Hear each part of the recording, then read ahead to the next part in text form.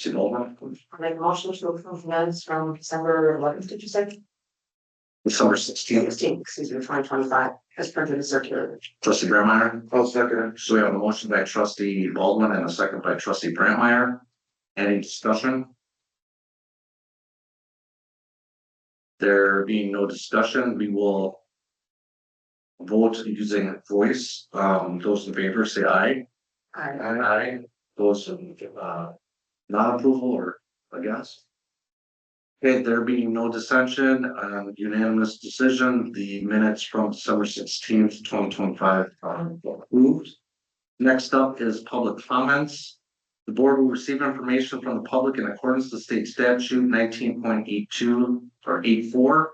Be advised, board discussion is limited to only clarify the information received. No action shall be taken on the public comments. General procedure is to allow each person 3 minutes to speak, although the president may grant extensions, reduce time, or limit the number of like-minded speakers on the same topic. Anyone wishing to speak should register their name on the sign-in sheet prior to the meeting. Anyone sign up to speak? Okay, next up is old business, which we have none. There being no old business, we go to new business, which is 9A. This is the DPW expansion project pay request number 2. And the motion is to approve the pay request number 2 for the DPW expansion project in the amount of $396,611.57. There'll be a motion on the second for that one. President Brandmeier. Make a motion to pay the $396, $396,611.57. Trustee Baldwin. A second motion. So we have a motion by trustee Brandmeier and a second by trustee Baldwin. Any discussion? There be no discussion, we'll do a voice vote. Those in favor say aye. Aye. Aye. Those against?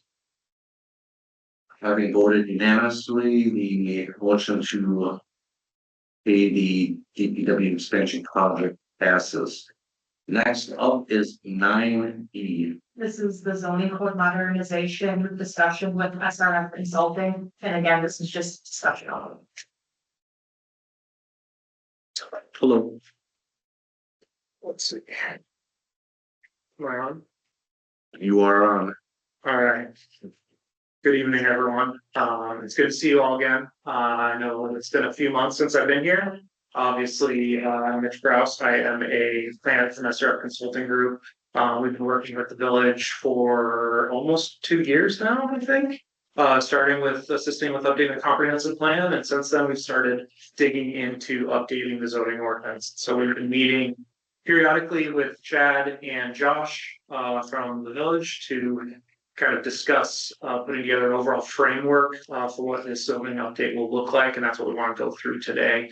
I think we're certainly looking for any feedback, and so you have questions or comments as I kind of move through these slides, please let me know. I'll try not to linger too long on anything. I know we've got a whole room full of folks interested in getting to the next item.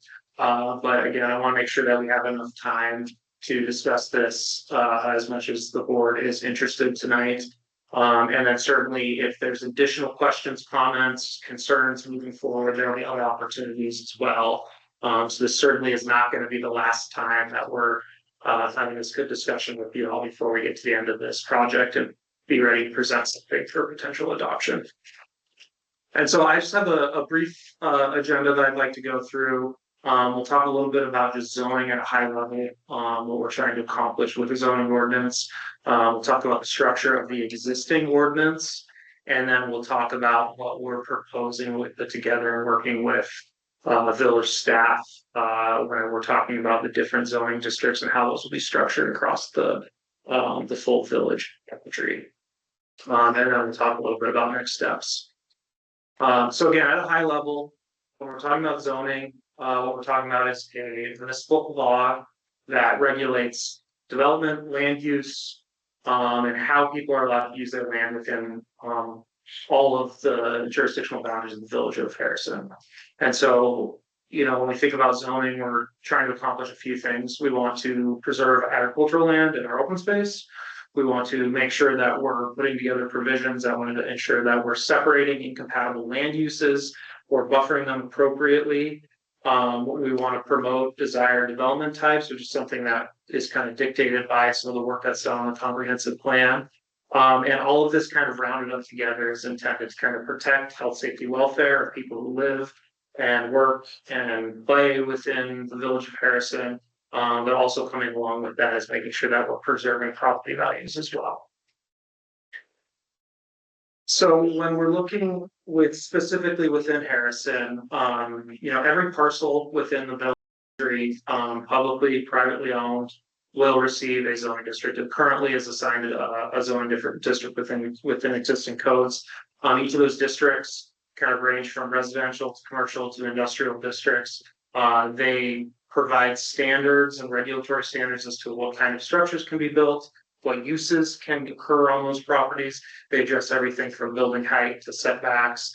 In some instances, there can be design standards where we're looking at trying to encourage or require certain materials or types. Some communities go as far as defining, roof types and things like that. We're not quite getting to that level here with Harrison, but kind of on the surface, all types of the things kind of listed on the screen here will be addressed as a part of this process.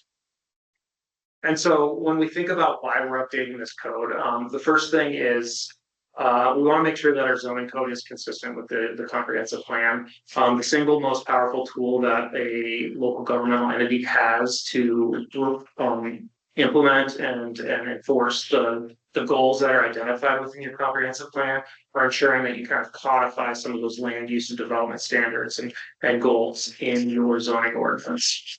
And so there's a few things that we want to do relative to the comprehensive plan, and there's also a number of things that we've worked with Chad and Josh to kind of identify ways to help us modernize and improve the code to make it a little bit easier to use.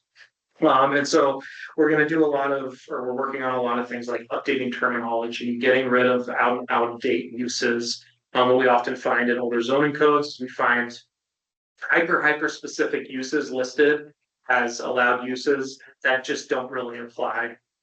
We're going to look to kind of modernize those terms and then also be a little bit more general with what types of terms we use so that we don't have these hyper specific items listed within the code.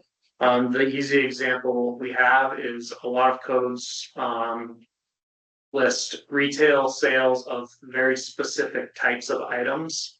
We don't necessarily need to get that specific. We can allow some more flexibility, and that then allows some more economic activity to occur, because we're not being overly prescriptive as to what types of uses and things like that are allowed. The other thing we'll do is we'll look to kind of remove redundancies, consolidate sections, make it a little bit easier for folks to use the code. We'd like to get rid of areas where we have the same standards listed twice, because that just increases the chances for, if things change, having inconsistencies within your own code. But then we also want to make sure that all similar types of information are listed in the same location. So what we often find is that things like specific use standards that dictate, more specifics about how you're allowed to do different uses will kind of pop up all over zoning codes. They'll show up in definitions, and they'll show up in your use table, and then there will be a supplemental regulations section. And so that just makes it really difficult for staff, but also the public, to understand what are the actual rules, because they have to look to much different places. And so we'll look to kind of consolidate information and make sure that there's consistency throughout the code. And then when we talk about the comprehensive plan, there's a few kind of key items that I've pulled out that I want to highlight today. We've talked a lot about agritourism with this board, and it's addressed within the comprehensive plan. I think about 60% of the village under the comprehensive plan has been identified as agricultural land uses. And so there's ways for us to, with minor changes to our zoning code, allow kind of a different variety of ag-related uses out in the rural portions of the county that can allow farmers to kind of diversify their income stream, do some value added to their farming operation that helps keep them in business and keep them in the place that they are. We're gonna look to make sure we're kind of preserving agricultural areas by concentrating development within our urban, within our utility service areas, which again is reflected very clearly on the future land use map that was adopted by this board earlier this year. We'll do things like updating density standards, which we'll talk about at a high level today.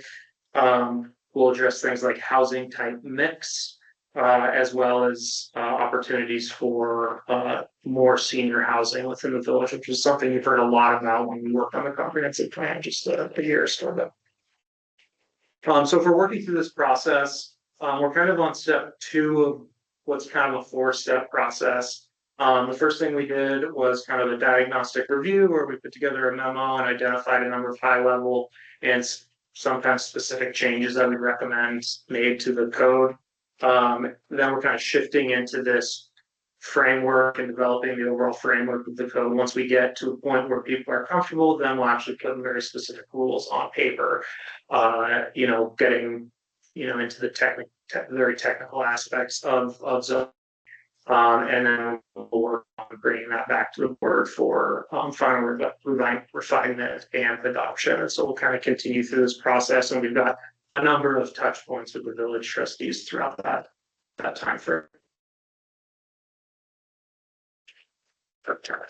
And so what I want to spend the rest of our time here is talking a little bit about the overall structure of the zoning districts that we're proposing. What you'll see on the next few slides are on the left-hand side in the red, the current zoning districts. On the right-hand side, the structure that we're proposing as a part of this update. After we kind of go through this high-level review of framework, we'll kind of dig into some information about how we kind of expect that these different districts will look. And so when we look at Harrison, we have to have kind of 2 pretty clear distinctions between zoning typology. We have to have zoning that's intended for the rural portions of the village, very similar to the type of zoning we'd maybe see in a county. And so we're looking at general ag, rural residential. That's currently what the structure looks like, and we haven't really proposed any major changes to that because we still have need for those 2 rural districts. But then once we get into the more urbanizing portion of the county, the portion that's served by utilities, we then need to have a framework that's a little bit more urban in nature. And so we're looking at taking what's an existing 4 residential zoning districts, including 2 single-family zoning districts, consolidating that down to 3 districts, which is kind of directly aligns with the future land use map, where there's 3 different densities of residential land uses identified. And I'll talk a little bit about the logic there and kind of what each of those districts will look like here shortly. And then when we look at kind of mixed use and commercial districts, previously there was the like the village center zoning district. What we're looking to do is then is rather than have something kind of very specific for village center, create a neighborhood mixed use type of district where we'd allow kind of a mix of residential, commercial development, and then 3 different kind of scaling up commercial specific districts. And then on the end of that, then we have an industrial district, which we're not going to get into in too much detail today. And so when we talk about our ag districts, again, I'm not going to spend too much time on these because we're not proposing too many uses. The primary changes that we are recommending or kind of floating to you today. Again, this is a district that's intended specifically for agricultural and general farming uses. Along with that comes farm homes allowed as part of being in the ag district. But we are looking at potentially incorporating some additional agritourism type operation standards so that we can allow farming operations to do some different types of uses, things like orchards where you pick orchards, or farm to table meals where people come out and they eat a meal out on the farm, different kind of farm experience items. The other thing that can be considered as part of that is some of these value added agricultural related, like limited processing and things like that people can do safely and effectively on their farm properties. The other thing we wanted to kind of float by the board was looking at potentially allowing accessory dwelling units within the agricultural district, which is not currently allowed. The reasoning there is that is a good option for people to have some additional farm labor housing potentially on their farm, but it's also a good opportunity for kind of aging in place for folks who are living on a farm, have retired, and maybe, what we often hear is my son or my daughter's taken over the farming operation and their family would like to move into the existing house. And so is there an opportunity for us to build a secondary unit that the grandparents could move into? And again, that's just one example, but just allows a little bit more flexibility. And we're looking at potentially kind of a conditional use process for both of those so that there is some control of all those uses and some review process before those are adopted. We look at rural residential, again, not any major changes, but rural residential is areas where we're kind of intending for single family dwellings out in the rural portions of the county, so or of the village outside of the utility service area. We have lots of a minimum of 1 acre primarily. And then, currently we do, or the village does allow accessory dwelling units as a conditional use. But there may be some opportunity to allow some of these kind of accessory farming activities, agritourism and limited processing and things like that on these parcels as well. Scott.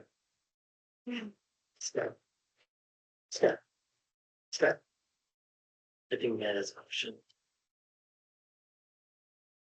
Well, first I wanted to say, do we want to allow questions up front or wait till the end? That was my question. I'm okay either way, so that's why I'm perfectly okay if you want to ask questions as we go along. That works fine for me. Trustee Lancaster, you got a question? Thank you. So they're related. So for both the general aim and the rural residential from the accessory dwelling standpoint, are we looking at changing our site and some of those requirements on that? Because I know right now it's pretty limited to the size that those structures can be. Yeah, one of the things we've spoken with Chad and Josh is about increasing that size limitation to allow 1,200 square feet. I think currently it's 800 or 900, which is pretty small. If you get up a little bit larger, you're still looking at a purely pretty purely secondary unit, but you could potentially have comfortably two bedrooms, living area, kitchen, bathrooms, things like that, which I think is appropriate.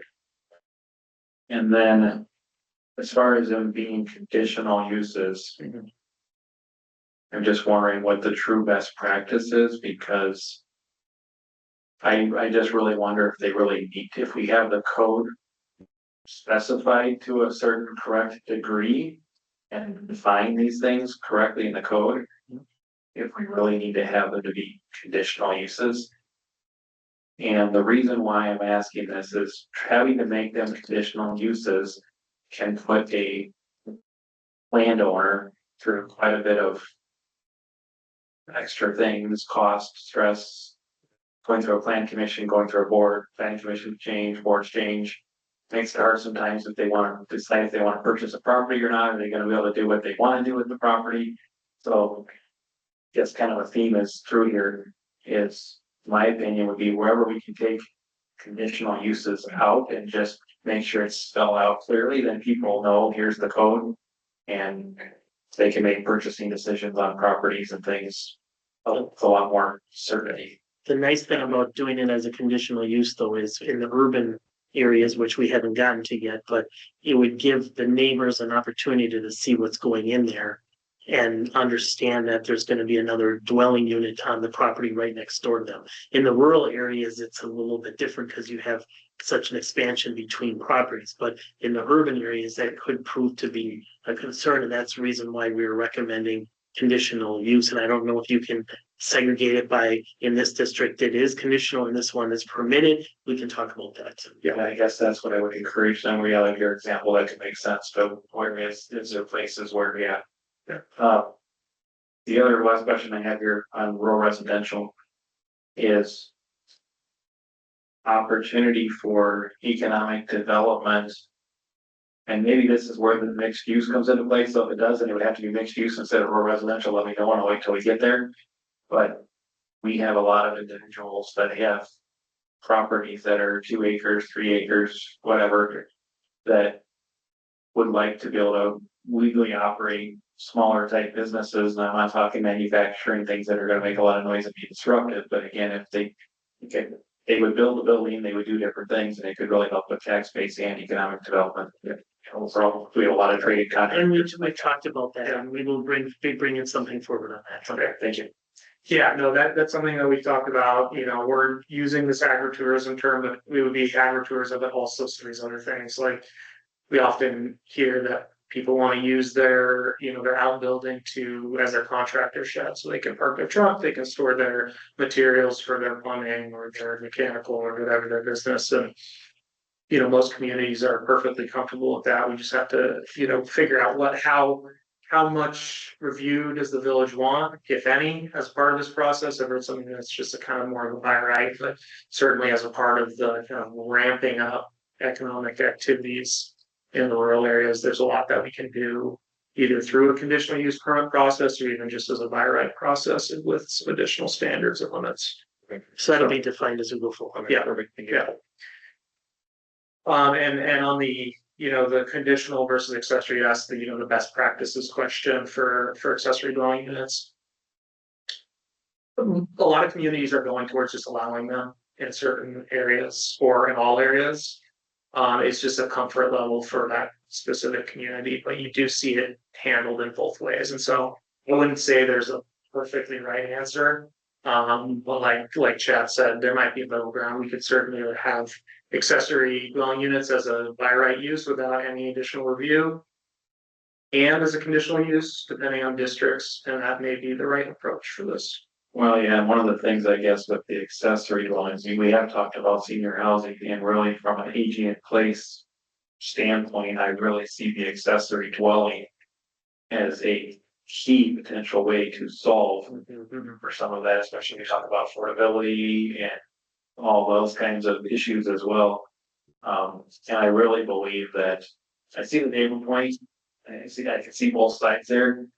I really believe some of these lots and some of this though, this is where having the lot coverage number correct, that lot coverage number in and above itself will regulate a lot of this, because you are not going to be able to build XYZ, and you're not going to have this big 1,200 square foot accessory dwelling necessarily on someone. If you have a, you know, an RS1 and RS2 together, let's just say here, if you've got a 1/4 acre lot, you don't have the lot coverage to do that anyway. So that regulates. Yeah, no, that's entirely accurate and correct. So you know, the code has a variety of, you know, size limitations for accessory buildings in a lot of districts.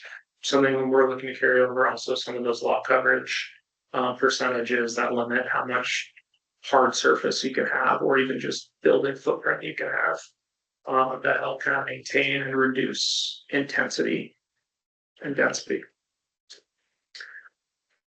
So we go ahead and kind of jump into some of the residential zoning districts. Like I said, we're kind of proposing 3 different districts. The first one is R1, that's a single family residential district. Again, we're proposing that we combine RS1 and RS2, that's your suburban residential and your, what the code calls a traditional residential districts. We're kind of drawing a line down the middle of them in terms of density and some of the lot size and lot restrictions and things like that, to try to hit a nice middle ground for those districts. And so we're looking at for this R1 district, densities in the range of 2 to about 5.8 units per acre. Again, that's consistent with existing standards. So your current RS1 district allows a maximum of 3.6 units per acre, and your current RS2 zoning district allows a maximum of 5.8 units per acre. And so we're kind of catching both of those districts within what's allowed with it. What we're looking at here, again, that's like 7,500 to 20,000 square feet of variance. And this would be specifically for single family residential. And again, as we've talked about, potentially allow accessory dwelling units in this district as well. We have kind of a list of dimensional standards that we're looking at potentially changing. What we're trying to do is again, draw a nice middle ground between your RS1 and RS2 districts currently, so that we have some consistency, but it still kind of meets some of those realistic standards that we have within the districts. And so I'm not going to go into all of these, but we did want you to be able to kind of see it so you can see how we're visualizing these changes here into the future. So we flip over to our R2 district. This is what we're calling kind of two-family residential zoning district. This would go into the medium density residential land use category, as well as the low density residential land use category in the comprehensive plan. We're looking at single family dwellings, duplexes, and then townhomes of up to 3 units potentially allowed in this district.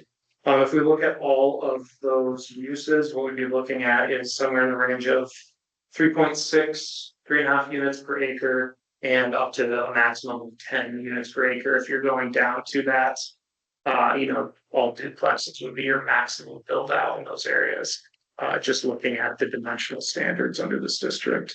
And again, just like we talked about earlier, looking at allowing accessory dwelling units for single family dwellings as well. And again, we can work with whether that's conditional or accessory uses allowed there. And then the last residential district that we're proposing is your multiple family residential district. This would be allowed a little bit of medium density residential as well as high density residential. What we're proposing is reserving this zoning district for multifamily and townhomes. There's limited amount of high density residential and medium density residential that shows up on the future land use map, and so there's limited potential for this type of development. But we're kind of keeping those density standards really consistent with what the current code has, which is generally where do I lost it? It is 6 to 15 units maximum per acre. And so that's what the existing code says. There's some other language about number of buildings and maximum number of units per lot. But when we're looking purely at a density standpoint, it would be a maximum of 15 units per acre.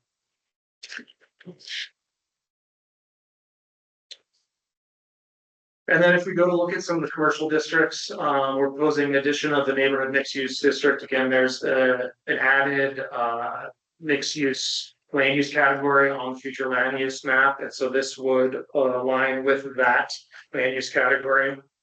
So we allow this as a mix of residential uses as well as commercial uses. And so we'd allow it as both kind of what we call vertical mixed use, which would be like your traditional downtown where you have a storefront on the main floor and then an apartment above it. We're also horizontal mixed use where you may have, a residence, and then on that same lot, you could also have commercial uses. So there's a variety of ways, and the idea is to try to keep this as flexible as possible so that it's allows a lot of different things that are within reason. If we go to our neighborhood commercial C1 district, this is commercial development that's kind of intended to provide uses that are kind of complementary to and serve the needs of kind of residential neighborhoods. And so we kind of expect that this district be used near your existing residential areas. This is when I think of it as, your coffee shop or your convenience store, a small restaurant. There may be a law office or a small dentist office or whatever. It could open up in areas that are near residential areas, really low impact type of commercial uses that just kind of support the surrounding neighborhood. C2 is intended to be office and retail. We're looking primarily at more of your standard kind of office type commercial uses. We wouldn't allow things like manufacturing or heavy processing or anything like that, but it would be, it could include retail sales, restaurants, kind of your typical type type of development you'd see in like a community strip mall, type of development. And then the last one would be a regional commercial, and this is what we would traditionally call, highway commercial is what most zoning codes traditionally call this regional commercial district, and this is your, you know, your gas stations, this is where you're gonna have your drive-throughs, your larger block retail stores, you know, larger office buildings, things like that, and so we kind of scale up how these different districts are used. A regional commercial district would be intended for those higher traffic intersections, higher traffic corridors, where we use a Quick Trip on the picture, where potentially something like Quick Trip would come in, would be willing to come in, assuming there's enough volume. So that's where we kind of anticipate that a regional commercial use would be used. And then finally, just kind of looking at next steps, what we're hoping to do is just kind of continue to solicit feedback from the board trustees, work with Chad and Josh to kind of finalize this overall district structure, and then start putting some more specific guardrails on what those districts will look like. We'll then continue to put specific code language updates to that. And then we'll work with Chad and Josh to do some of the more technical, less forward-facing portions of the code, all the administration updates and things like that, that just kind of take us sitting down in a room and saying, you know, does your timeline on your review work? Does, you know, all of these other standards work? And so we'll work through that process. We have scoped as a part of this process an open house to hear some feedback on the new ordinance, as well as work on some mapping efforts. And then we have a few other meetings planned at some point throughout this process with the village trustees. We talked about potentially a workshop to do mapping things, but we can also kind of dig into any details as part of the process as well. And so we'll work with Chad and Josh on when those meetings will be timed and what makes the most sense. But certainly, if you have comments now, questions now, happy to hear them. Otherwise, as Chad shared with me at the beginning before we started here, he's happy to take in your comments, pass them on to us, and we'll kind of talk about them in more detail. And certainly if any one of you would like to have a conversation with us as we work further on this, we're happy to do that as well. So Anybody have any questions? Trustee Bolton? Trustee Bolton? Yes, thank you. I just want to make sure I understand this correctly. So with the senior housing that you talked about, basically, the option that you presented was accessory housing in rural farm areas, is that right? Yes. So that would be one option. What I didn't really highlight at much level as I went through this is there's a group housing use that would kind of be allowed in all of the residential districts. And so that group housing use would be a mechanism for senior housing developments to come in a lot of different locations. And so certainly there will be limits on that, but we're looking to incorporate that in most residential areas. Okay, The accessory dwelling structures would be allowed in all the districts, all the residential districts. okay, And the question is whether it's a conditional use permit where it goes through a public process, or it's a permitted use where you can just pull a permit and go. okay. The only thing I just don't want to say is I keep going back to the survey from 23, whenever it was November or whatever, and we had 56% of the respondents talk about affordable senior housing. We keep not having much to do. So if I understand you correctly, the solution that you're proposing is, so if I'm a parent, I move into a building that my kids build on my lot and then live there. That's huge. That's one option. Okay, But we're also looking to add provisions within residential districts kind of across that would allow more traditional senior housing as well. thank you. At a Harrison scale. We're not talking, 6-8 story huge complexes. We're talking Harrison scale senior housing developments. Makes sense. Thank you. One, maybe two, probably not 2-story because then you need an elevator, but you know what I mean. I understand. Thank you. Yeah. Trustee Lancaster?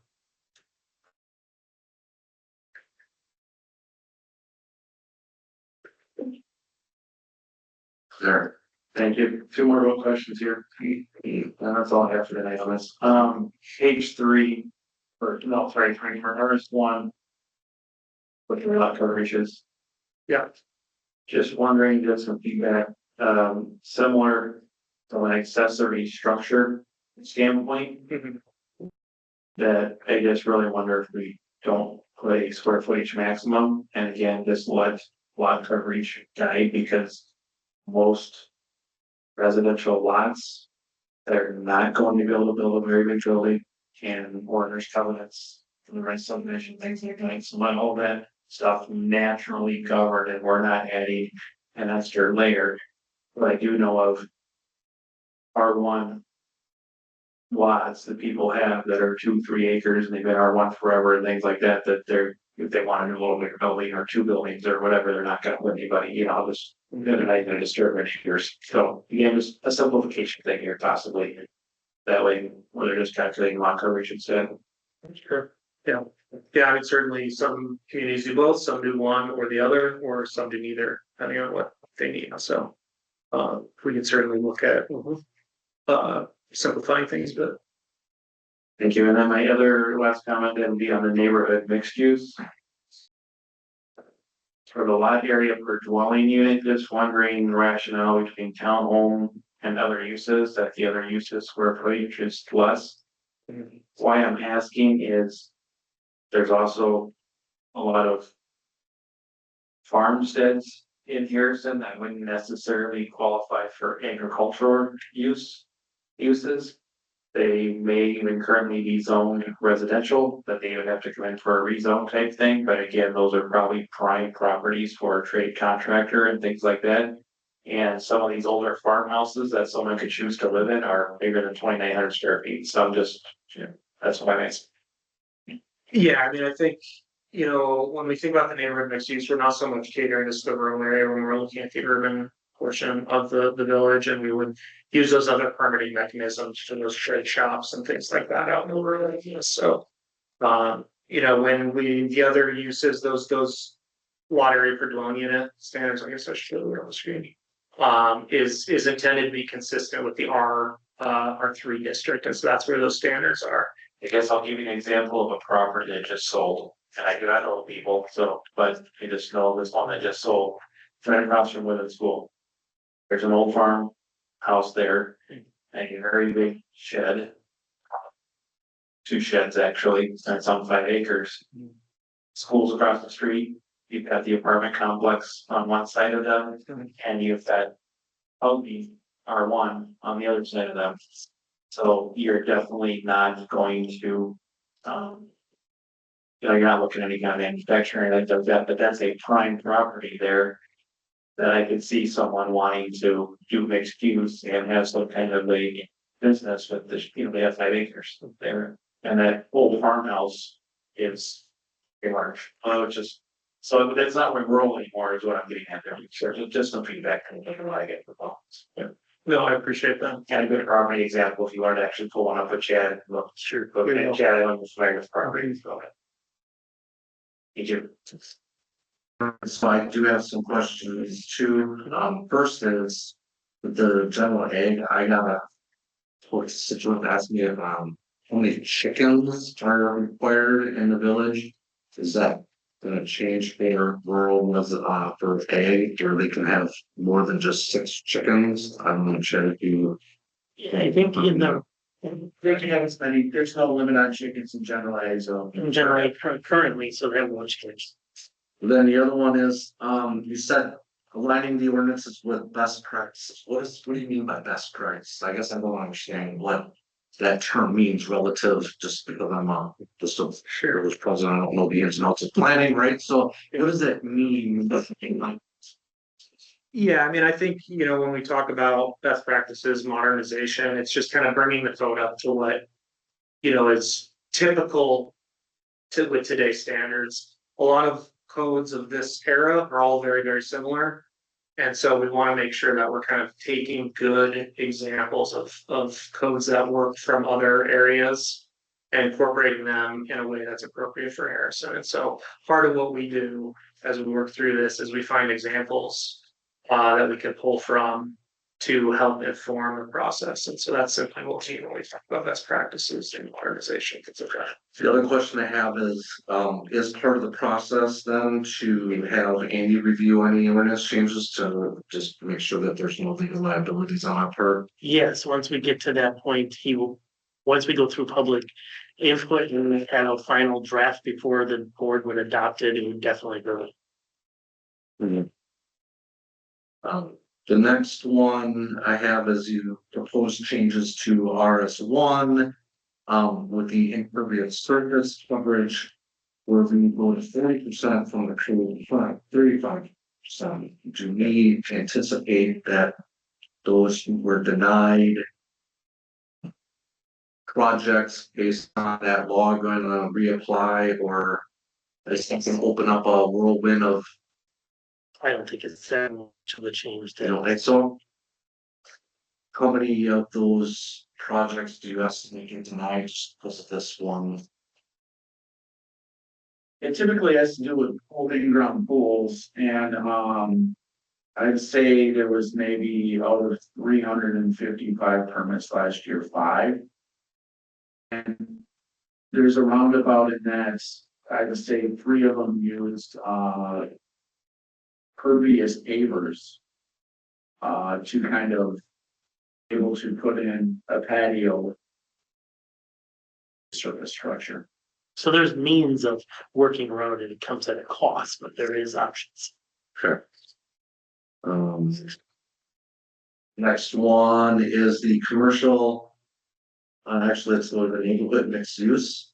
Yeah, I know some of the other previous slides you had mentioned height restrictions, or gonna be a height restriction for neighborhood mixed use. Yes, yeah, yes, for sure. And then, Yeah. then for neighborhood commercial and office and retail commercial, is that gonna change as far as hours of operation requirements?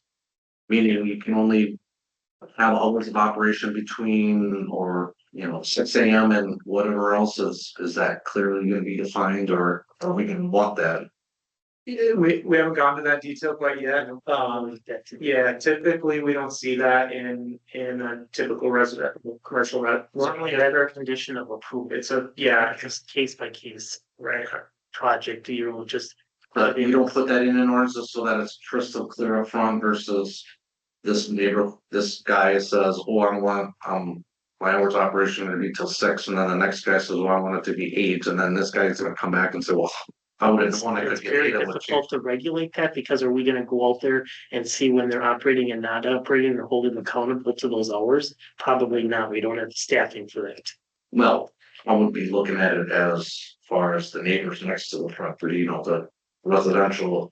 That borders that would be the ones that would probably have more of a interest in the hours of operation, so. Yeah, Some think about. yeah, where we would typically see hours of operations or the conditional use process, or where I've seen hours of operation codified is for like gravel quarries and things like that, where they say, you know, 6 AM to 6 PM, where it's loud and dusty and, you know, so keep it to daytime hours, but you don't typically see that codified. Now, it's not something that would be not possible. We could certainly do it if that's the right direction for Anderson.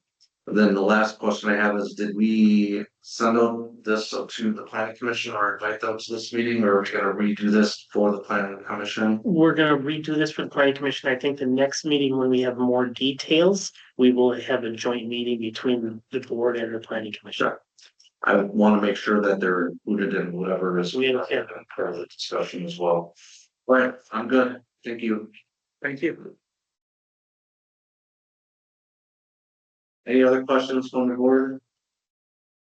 All right, next up is going to be 9C. This is the fire department study preliminary findings with McMahon, and this is also just discussion.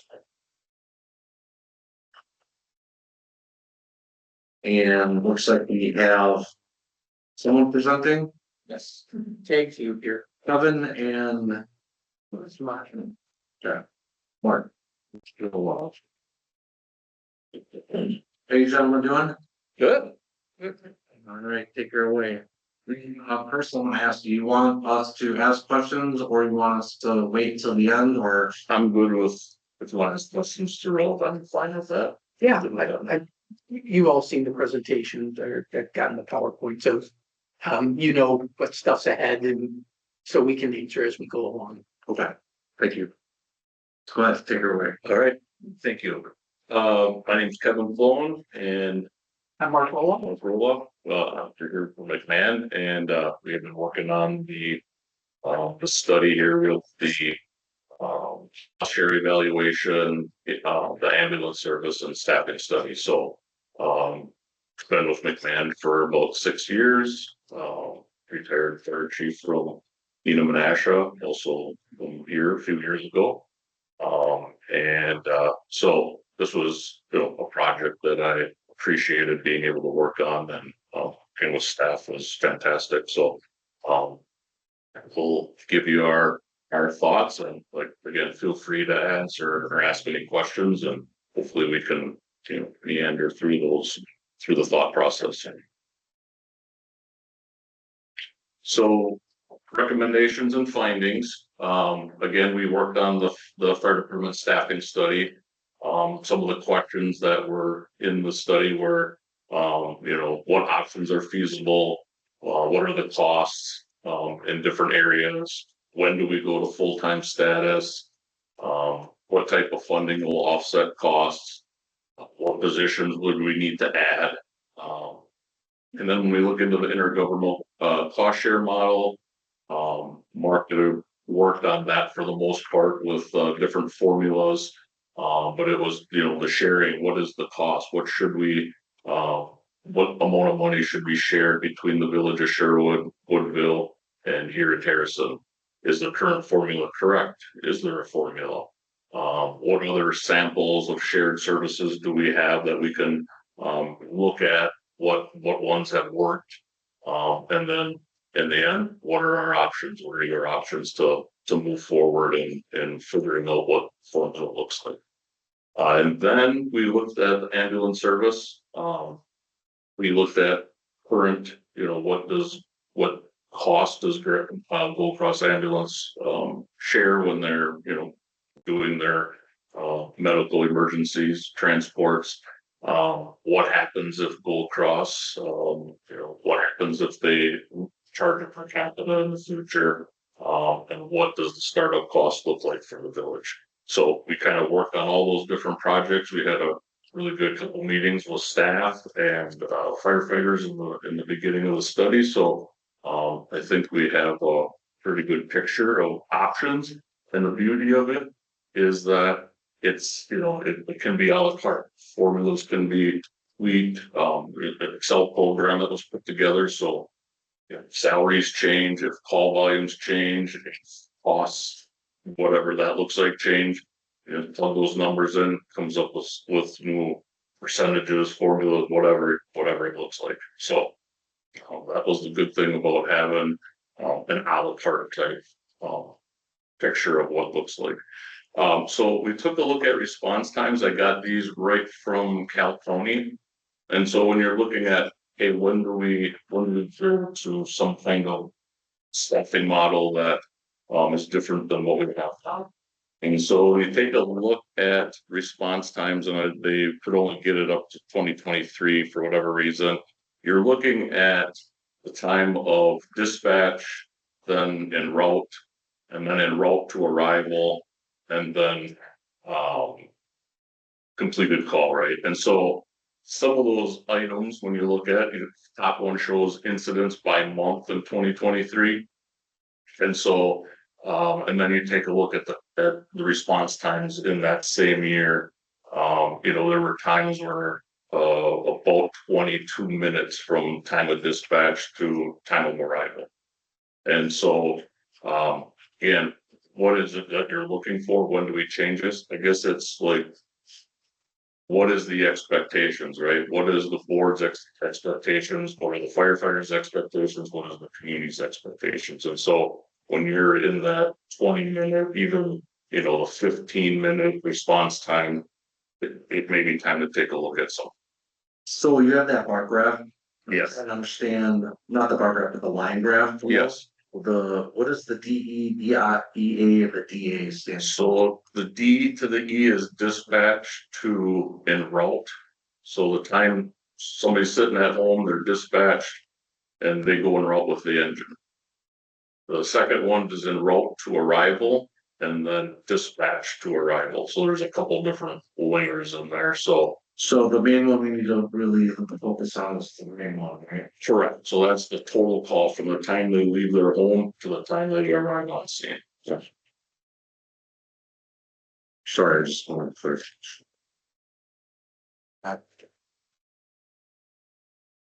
Julie, you have a question? Yes, thank you. Does this just include, is this fire only or is it? This is fire only. That's correct. Fire only.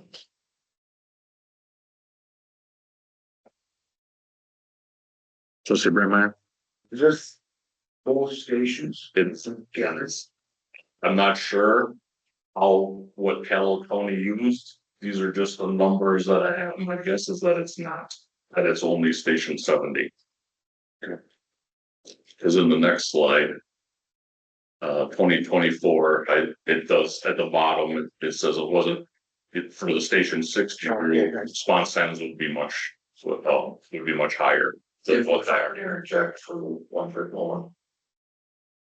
When the times are logged in the system at Calumet County, it is the first apparatus that goes en route. So the times that you see for en route, they don't break it down according to the station. So it's from when the first apparatus leaves and 99% of the time, because the individual that respond to the Sherwood station, they live closer, those dispatch times are going to be from station 60. So here's 2024's, which shows some improvement. There's no 20-minute response time in the 2024 information that Cal County sent. Iowa was about 17 and a half minutes. So Trustee Lancaster, you have a question? go ahead. Well, so one of my questions here, if we're talking about response times, is what is the recommendation or how do we recalibrate this? Because, and we'll get into some of these recommendations, but I feel like some of these recommendations are because of these response times, which these response times really are not good. I mean, it's only 20 minutes for they call 911 is not good. We've acknowledged that. That's the reason why there's a multi-million-dollar new fire station right now in construction. When occupancy of that takes place next summer, if we did our things correctly, it should drastically reduce these numbers. Yep. Yeah, we did talk about that. That should drastically reduce response times, right? Because traveling to the southwest village to where it's at now, where probably a good portion of the firefighters live, definitely will reduce the response times. Again, this is not trying to paint a picture of just response times. There's other reasons why, our recommendation moving forward. This is just one of them. Sure. So the first option, and again, I say a la carte because we had originally had about 7 options. And so really all the 7 options were compared to what we have listed here were maybe one-offs, right? Maybe having an extra firefighter or maybe working the extra a day or 2, maybe a weekend or something. So working with staff, we dropped it down to something that's more manageable in that you're not going from 0 to 100, we're doing a slower step process. And so we'll go through some of these options. The first one was to hire a full-time training officer. So what that does is it's still then 3 people during the day, right? Probably not the most functional for the fire chief but what we're looking at is still 3 people during the day that can hop on an engine and respond to calls. You want 4, but 3 is still better than, the 2 or nothing, whatever it looks like. So we included the training officer. The other thing that the training officer does, it's another, depending on what rank that person that you hire them at, could be another, somebody that responds, that is in charge of a scene, during the day. Whatever that looks like, that's up to how you want to, lay out this position, but the training officer then is also somebody that can coordinate, training, whether it's during the day, in the community with the rest of the staff. And the goal of that is that person can take the time to create lesson plans to complete job performance requirements. Work with new firefighters. Yeah, no doubt they do that now.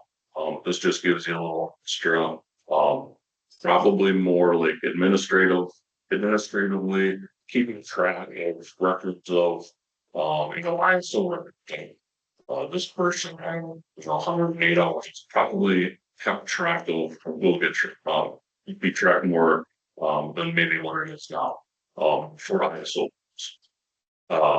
And so that is one option.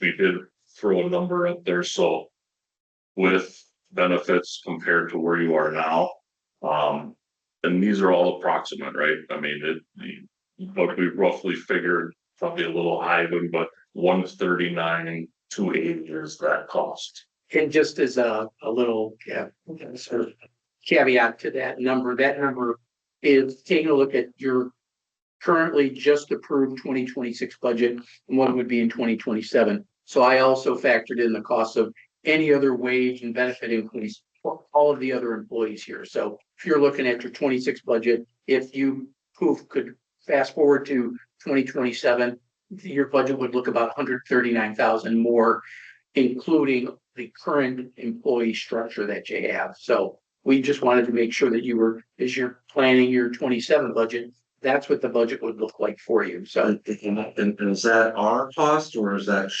overall a shared cost with our other community partners? this is overall cost, and we'll get into that a little bit later. And then, of course, as Chief mentioned, Mr. Clone, the training officer, we purposely put in hours of varies 40 hours a week. You'll notice that for the chief and the CRRO captain, it's daytime Monday through Friday. I think Chief Earl didn't want us to put the number of hours a week he works. He just said daytime, and daytime can be a lot. But the training officer will be expected to flex their schedule so that they can accommodate the training needs of your paid on call individuals, because those needs are very important to keep your paid on call folks trained and certified on a regular basis. So according to these tables that you're presenting here, we don't have an individual breakout cost of each level of employee. It's just, For summary purposes, we just wanted to simplify. I could have shown you the spreadsheet and the numbers would have been this big, so I didn't want to do that. We've got that level of detail and we'll be providing it to the finance director, so you'll have all that. Our source documents were Alyssa's in the first place, so it's gonna look very. so you're blaming Alyssa. Only partially. I'll blame Chief Earl too, and he gave me some stuff too, so, and then take a look at the methodology is mine though, so I'll own that. Carry on, sorry. No, that's okay. So as we talk about benefits of the training officer, again, could help manage hours and set up stipulations on how training could work between a staff, paid on calls, streamline training. Now I'll say the training teams that Harrison Fire has are now fantastic. Again, it just helps. Maybe it's, instead of getting the training in that evening and setting up, that training officer has that time to set up things so that there is more time to do training. Maybe he's setting up guidelines of, hey, we need X amount of hours per month. Groups that reach, maybe groups that reach certain percentage of trainings, conducting trainings for both groups, maybe a periodic, training at night for paid on calls in the future. keeping track of hours within categories. So ISO has categories of hours of training. And so it always looks like it's hard to achieve those hours. So being able to track those hours, I think you will see that you're probably losing some hours of training just by the way it's tracked. For example, if you need total hours in a year is 168 hours per person. When you break that down, you need 12 hours for officer training, 12 hours for driver training. You need 4 or 6 hours at a site, a training facility. But what happens is when you, let's say it's just driver training and they achieve those 12 hours, anytime they can still continue to drive and get hours and credit for training. But what it does is if once that silo is filled, it goes into the general training hours then. So I think some of the hours may or may not be captured. And so I think having this training officer helping with the training team leaders, I think it just be more streamlined, hours can get captured, and maybe that changes some numbers in your insurance service office audits in the future. So trustee Lancaster's got a, just got a question. Sure. So we talked about the training officer and we talked about the benefits. Couple of questions. Yeah. I understand the importance of keeping records and all of that. Was there any thought around having some more dedicated administrative assistant type staffing for the fire department that would come at a much smaller expense? Be able to, but you would hire very intentionally of some kind of a part-time administrative assistant type role of someone that understands fire and EMS terminology and things so that they could maybe wouldn't have quite so much training up front. Also, they would be able to maintain said training records and be able to assist with data entry. So the fire chief is not having to spend his time doing data entry, or even our community risk reduction officer helping some of those administrative tasks, whether that be sending out letters, managing reports, that kind of thing. Yes, so yes, the training officer could potentially do some of that depending on job description. We did talk about administrative assistant, but we kind of move that into at what point of full-time is. Doesn't mean you can't add somebody maybe at a part-time rate or something like that. But we did talk about that. We added that administrative assistant position down the road in maybe a full-time status. The way we structured it, you could interchangeably take an administrative assistant when you reach the point where and Chad was actually the one that said, we need to have that in there because at a certain point, the staff who provides that support is here at Village Hall, and they are being overburdened with that as well. At a certain point, we're going to hit the point that you're making, and you're going to have to make a decision.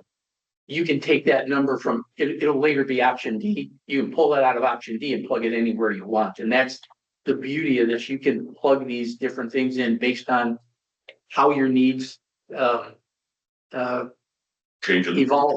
as they evolve. So yeah, that's a very good point. So then my other question is, was there any evaluation from a part-time training officer type, on-call rate type? I know right now we do have our assistant chiefs that are kind of in charge of training, so they're kind of indirectly doing things and doing a very good job at it.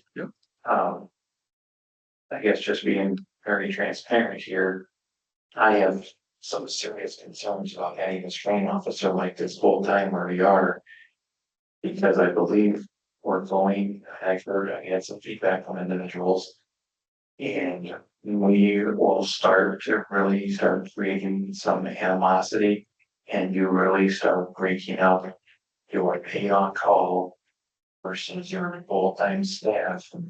And while you differentiate paying someone $140,000 a year, let's just say, to train, yeah, you're expecting your being on call individuals to get out time with your family, you come to the same training for 15, 16, 17 dollars an hour. You're creating some very big disparities there. I can tell you from my personal experience that, the paid on call, when I was with the town of Grand Chute, and I was there for 12 years, and a lot of this evolution in Grand Chute took place during my tenure there. The first full-time person we added after that initial contingent was a training officer, and the whole purpose of that, and there was that same concern that you're expressing. But I think as time went on, it was better understood why the training officer existed. And the last point on this slide, I think, is part of that. The fire chief ultimately bears that responsibility, and there are options to lower that, but a full training program, and I'll let Kevin talk more about the technical side of it, but once you treated your paid on calls like the professionals they are, that training officer becomes very valuable to them, and they become better members over and above what they're currently doing. And there's a lot of demands on that. And again, I pointed out that number, it's 139,000, but that includes a lot of other things that are unrelated to the training officer. I wanted you to see budget to budget what it was going to look like. The training officer itself, remember, there's a lot of other costs in there. So please, I ask you not to draw the conclusion that a training officer is going to cost you 140. That's not the case. It's much less than that. It's just factored in there for purposes of illustration here.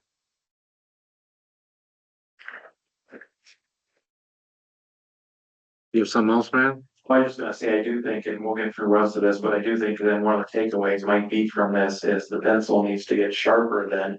And I think we need to make sure we have true facts here then where, we're presenting here to add a training officer and saying the difference over the budget is X. Well, if you're saying adding this training officer really doesn't cost difference over X, we need to know what truly adding that position really is then. So we can make an educated, as we work with fire chief and our staff here, of the budget of truly what is just that position going to cost. I could have put that on this screen, and like I said, they have that level of detail. The finance director will have that information. That detail is already available, but for purposes of making this presentation as simplified as possible, we didn't want to put a massive spreadsheet up here for you to see. And I could give you the specific number, and it's already in the spreadsheet. It's just that for purposes of this presentation, I wanted to simplify it. So let's move on. There you go. So option B would be adding a driver operator and firefighter part-time. So no training officer, we're gonna add a daytime driver operator, daytime firefighter. So still, this gives a lot more leeway for the chief. So the chief, doesn't have to leave a meeting. He doesn't have to not worry about not being able to go to a seminar or somebody's not here or however that looks for daytime scheduling. But it still offers having the community risk reduction officer, the driver operator, and a firefighter, a 3-person engine company to respond during the day. So that's what this model looks like. There would probably be a pool. We have having one or of each, but because of the $1,200 and not paying into WRS, that would probably be a pool of whatever the chief, whatever is decided. Maybe it's a pool of 10 people, pool of 9 people, and that way 1 or 2 specific people aren't working every single day of the week. If that, they can only work up to basically that $1,200 is 7 months of working Monday through Friday. So the other 4 or 5 months, at some point, somebody else is gonna have to work those over so it doesn't reach the WRS tipping point of paying that. So I got Joanne. Thank you. I just have a question. How attractive is a part-time position to someone? Who you get for something like that they can't count on, like pay benefits, things like that? Sure. You probably attract, you may attract full-time firefighters that work in neighboring cities that have extra days off. They'll pick up a little extra hours for whatever reason. You'll probably have kids that, I say kids, but students from Fox Valley Tech. That'll come out and get some experience. You may have some of your own members on Harrison Fire Rescue that, hey, I work night, but I can or whatever shift, maybe a different shift, they could pull a couple hours, during maybe one day a week, if they're working on it. So it is fairly attractive. I think, when you look at Fox Crossing right now, they're at full staff and they pull a lot of students from Fox Valley Tech. I know they just and it's probably been a year now, but they've had a couple full-time firefighters retire. And they work, they're driver operators for Fox Crossing, so I think it's a growing community. There's plenty of, I guess, action, enough calls, enough public education, enough inspecting that keeps them busy during the day. And so I think it's a fairly attractive concept to have those part-time people come here. All right, Matt. Thank you.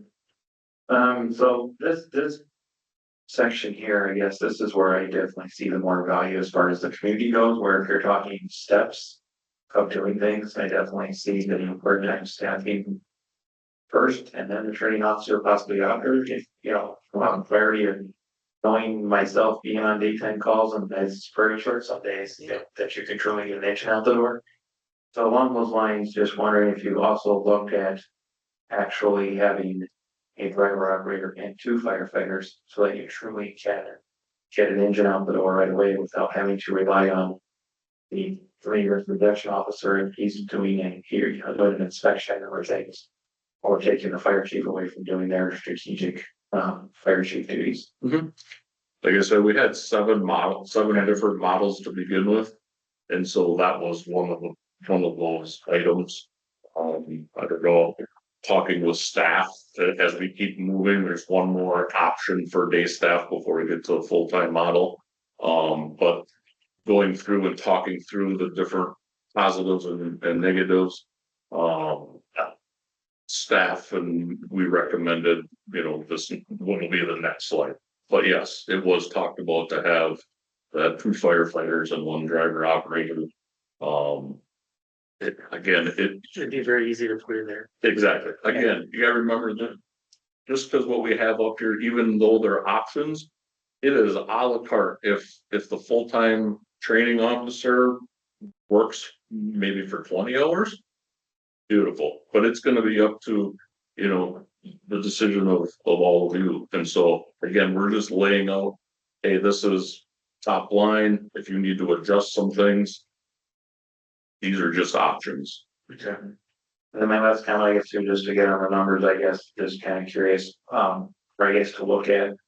Because if I'm doing the math of the hours, it's less than our minimum starting wage, so I just wonder if this number's a little light from what we would experience in reality. So again, not gonna change a lot, but this comes out to like $12 an hour, and I believe our minimum is 15 that we're at now.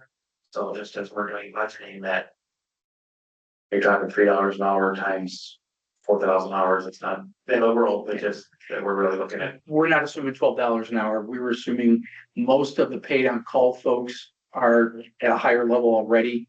And that's the number we used for that. Well, if the math comes out to $12.25 an hour. I can show you the math. It's not 12 and a half.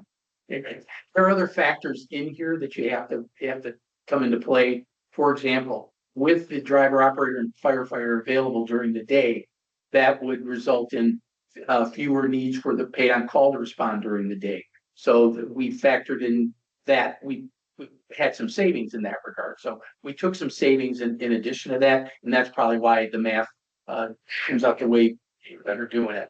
And that probably, this is where some of this gets tricky, is I also then see some work that's going to be done with kind of accounting from a dispatch standpoint, because you also can't have things be confusing for the paid on call when they're needed and not needed. So I guess we have to have to work through. A lot of logistics. This is a new thing and you are spot on with all of those things.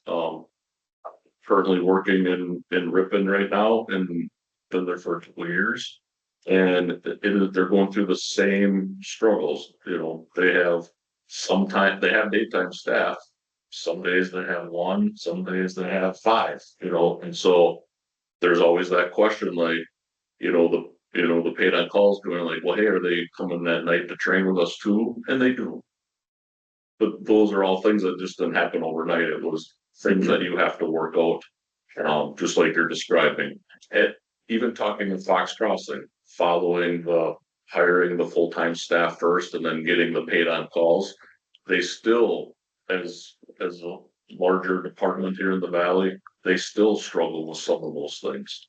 Not a lot, because they work them all up, but there is nothing that saying that everything is good for them. I mean, we know, but at least you have some kind of footprint to start from. Right. And can be tweaked right to what the village is able to provide and do. It is what maybe some expectations of the community. It can all be, pulled in, pulled out, changed hour wise. And again, with the model, the spreadsheet, Melissa can just switch numbers, change numbers to where you budget wise need it to be, right? Yeah, I mean, obviously, your responsibility as trustees, the tough part you have is there are needs out there, public safety needs, and then there are financial realities. And you're gonna reach a threshold where you're gonna say, we've got to do this and we've got to put more money into this. And your suggestion about, well, do we get a couple firefighters to give some relief to the risk reduction officer? The answer is yes, when you reach that threshold and say it's time, and then you run the numbers and say, what's it going to cost for us to go? Because as you'll see with the other options, we go from some of these smaller options to a very expensive option. There's a lot of room in between those two. And I think what you're suggesting is, can we do some parts of these? And the answer is yes, you can. And that's ultimately what you'll do. You'll ultimately make a series of threshold increases before you hit Well, something else. so what I would like to see is those thresholds be determined, so it's not a matter of us having to make a decision. It's, hey, we've cleared the threshold, we implement the change, right? Yeah. For us as trustees to understand the whole needs behind public safety when it comes to EMS and all that stuff, that's putting a lot of onus on us versus saying, here's the threshold, we've met it, now we implement, right? So that would be more. There's other factors to this. We also have partners, and we've got two partners that are paying into our operations and running on contracts that are very old and have never been adjusted. So we need to also deal with that with this. Yeah. So we're not looking for you to come up with a recommendation. We can dive into these numbers as the first go round at this. It's really just kind of give preliminary thoughts on where we go with this. And then how do we develop a road plan going forward? And we're starting in January because we have the whole year with the goal of trying to wrap something up. If we're going to make a change in the 27 budget by August, when we start the budgeting process. I just don't want to be the person that, we as a body that sit there and figure out, well, we're gonna take this. And we're not, we won't expect. And as we get later on, you'll see what's going to trigger it. Because you're right. It's like, we're not asking that the village board do that. Chief Earl's going to be looking at these numbers and these thresholds and say, we're at a point where and they're going to be real life examples of how it's impacting you. And the numbers are going to bear it out and show that your response times are increasing. And there's thresholds that I think Kevin has built into this. So my last question is what's the role of the fire commission in all of this process? I don't think that changes. By statute, the commission is essentially the civil service commission. They will work with Chief Earl to identify, who gets promoted, based on recommendations and based on their approval, so that the hiring process. So they're only in charge of the actual hiring and we're the ones that actually do the job. You guys set the budget. Yeah. Thank you for clarifying that. All right, hold on. So this option B total, Cause we talked 50,970 for the 2 daytime staff. Jolene, you had a question? I do, I just wanna kind of piggyback on what Scott said. I don't know enough about all of this to be able to make an educated decision, but the thing that I've always heard, you know, when we started with the fire station was back to what trustee Lancaster said, it's about the response time. I don't know where the 2025 response times are, if we, I mean, this is a year old, so it's like, is this valid data anymore? I don't know. Yep. But, what I'd like to see, and maybe you talked about this already, but is some correlation to, okay, so if we go with option A, B, C, or D, what do you propose or what do you project will be the impact on the response time? Because a training officer to me, and maybe it does impact it, but I don't see that from where I'm sitting, so. You know, I would just need a whole lot more data. The other thing I just wanna say, so I don't forget, is you know, you talk a lot about community expectations, and the one thing I wanna just be sure that we do, because we didn't do this when we built the fire station, is to get more community involvement. And educate the community on, okay, if we're proposing adding full-time firefighters or whatever, you know, explain it so people understand it, because I get a lot of feedback too, you know, you guys are spending a ton of money and, you know, I just a lot of feedback that, you know, if people don't understand, they might tend to view things more negatively than if they understood the reason and the numbers behind it and why we're making these decisions. It's just not arbitrary to spend people, you know, taxpayers. Sure. Which I would piggyback and say that ultimately, at the end of the day, these options need to tie to what it means on a mill rate basis, like is it $10, 1,000, is it Understand. an extra 15 on, you know what I mean? So ultimately, it's something that would have to. I will interject on that, just for what was in the budget last year, I know we talked about obviously the cost sharing model, which they'll get to. But there was 200,000 put aside in an escrow account for obviously vehicle purchases going forward. Obviously, that's not an ideal option considering that, you know, buying an apparatus should be a debt related item. So I say these gentlemen will talk to that cost sharing, but if we stop escrowing that 200,000, that would cover. You know, this third proposal at least, because that would be. Well, that would cover 1.5 years for option A, and then it would cover Correct. 3 years, so I mean. Yeah, but I just wanted to. That's just a one-time use of the, But that would, we've been But we consistently using Use that it 200. every year, it's budgeting that. So that would just be shifting, I guess. oh yeah, so it's not saying this, we're already budgeting that. We're already budgeting that today. We're just putting it aside to buy a truck, and by the time we get enough money to buy a It's not truck 200,000. at $1 million, it's like 10 years worth. Yeah. And then we're starting all over. We'll never catch up on buying vehicles if we depend on the escrow. I see, trustee Graham is anxious here, go ahead, Mike. Well, I think we put the cart before the horse here. I think we should be in the new station 70, a good year and a half. See what our call times do.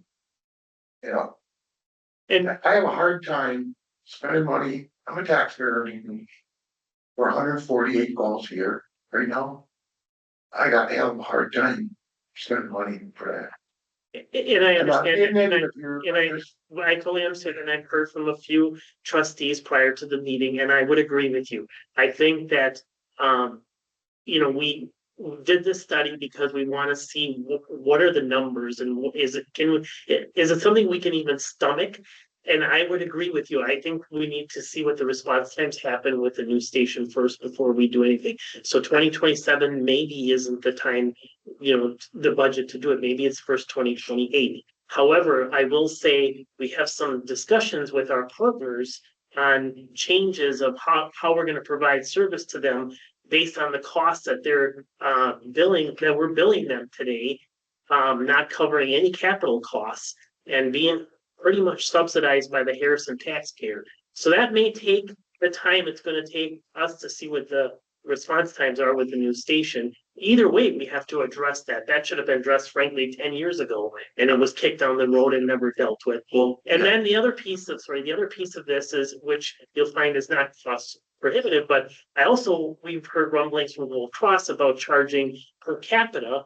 And I wanted to know, you know, what is that cost and what's a comparison in case next year Gold Cross comes to us and says, we're going to start charging you for our services. At least we have a feel for how to handle that. And maybe this, you know, this study is in spreadsheets, so it's easy to update the numbers 2 years from now But at least we've got the framework built. I get you. Yeah, Well, I know it's right on those out there, Blue Cross. But are we in line to spend $1 million for?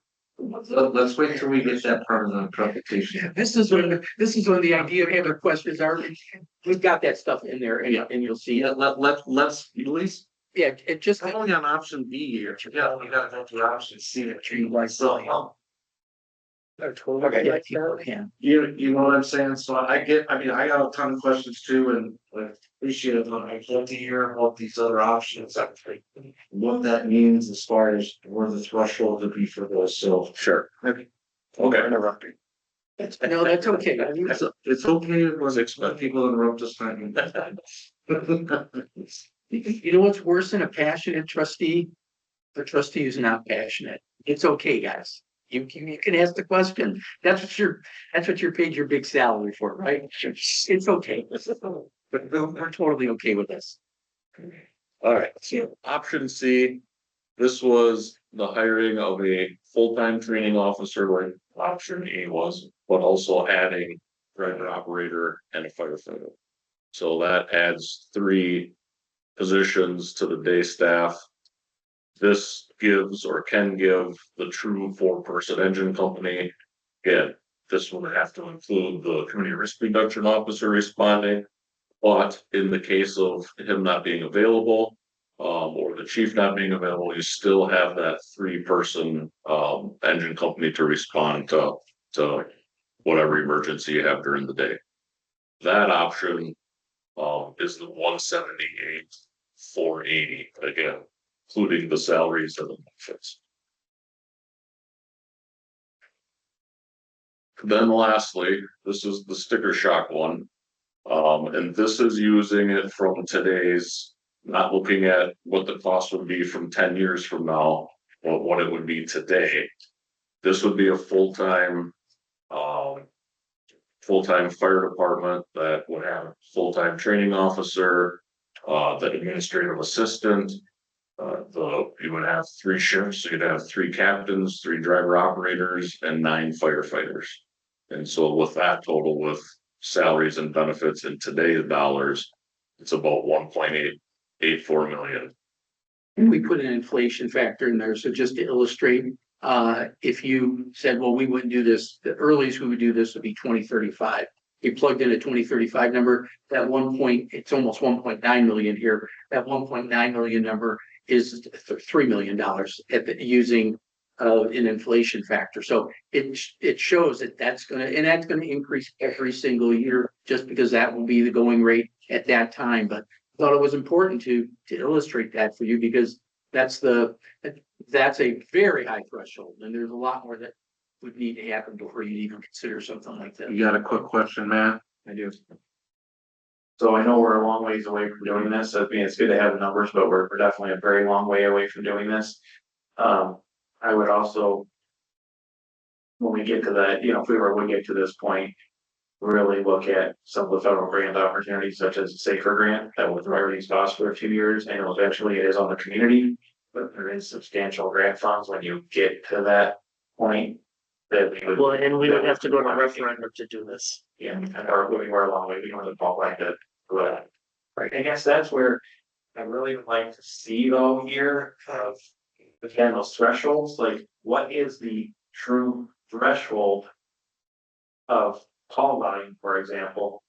Is it, maybe last year between EMS and fire, 600 some calls, right, chief, right around there? So is it 2,000 calls, 3,000 calls? Where's that threshold that so as we work with our partners too, that we kind of can say, hey. Some of it doesn't depend on threshold. Some of it depends on availability during the daytime of filling those trucks before they leave the station. But there's mutual aid and there's other things, yes, to a point, but you have mutual aid and there's a lot of reflectors. I mean, I don't think just because if they have visibility, nobody's going to necessarily go, it makes that, but yeah, I don't know. But if you look at Medina, for example, or City of Appleton, or City of Yukon, Oshkosh, Green Bay, they're running a lot more calls than Harrison does right now. Those are all full-time departments. So that's where it's where's the threshold, it's really also.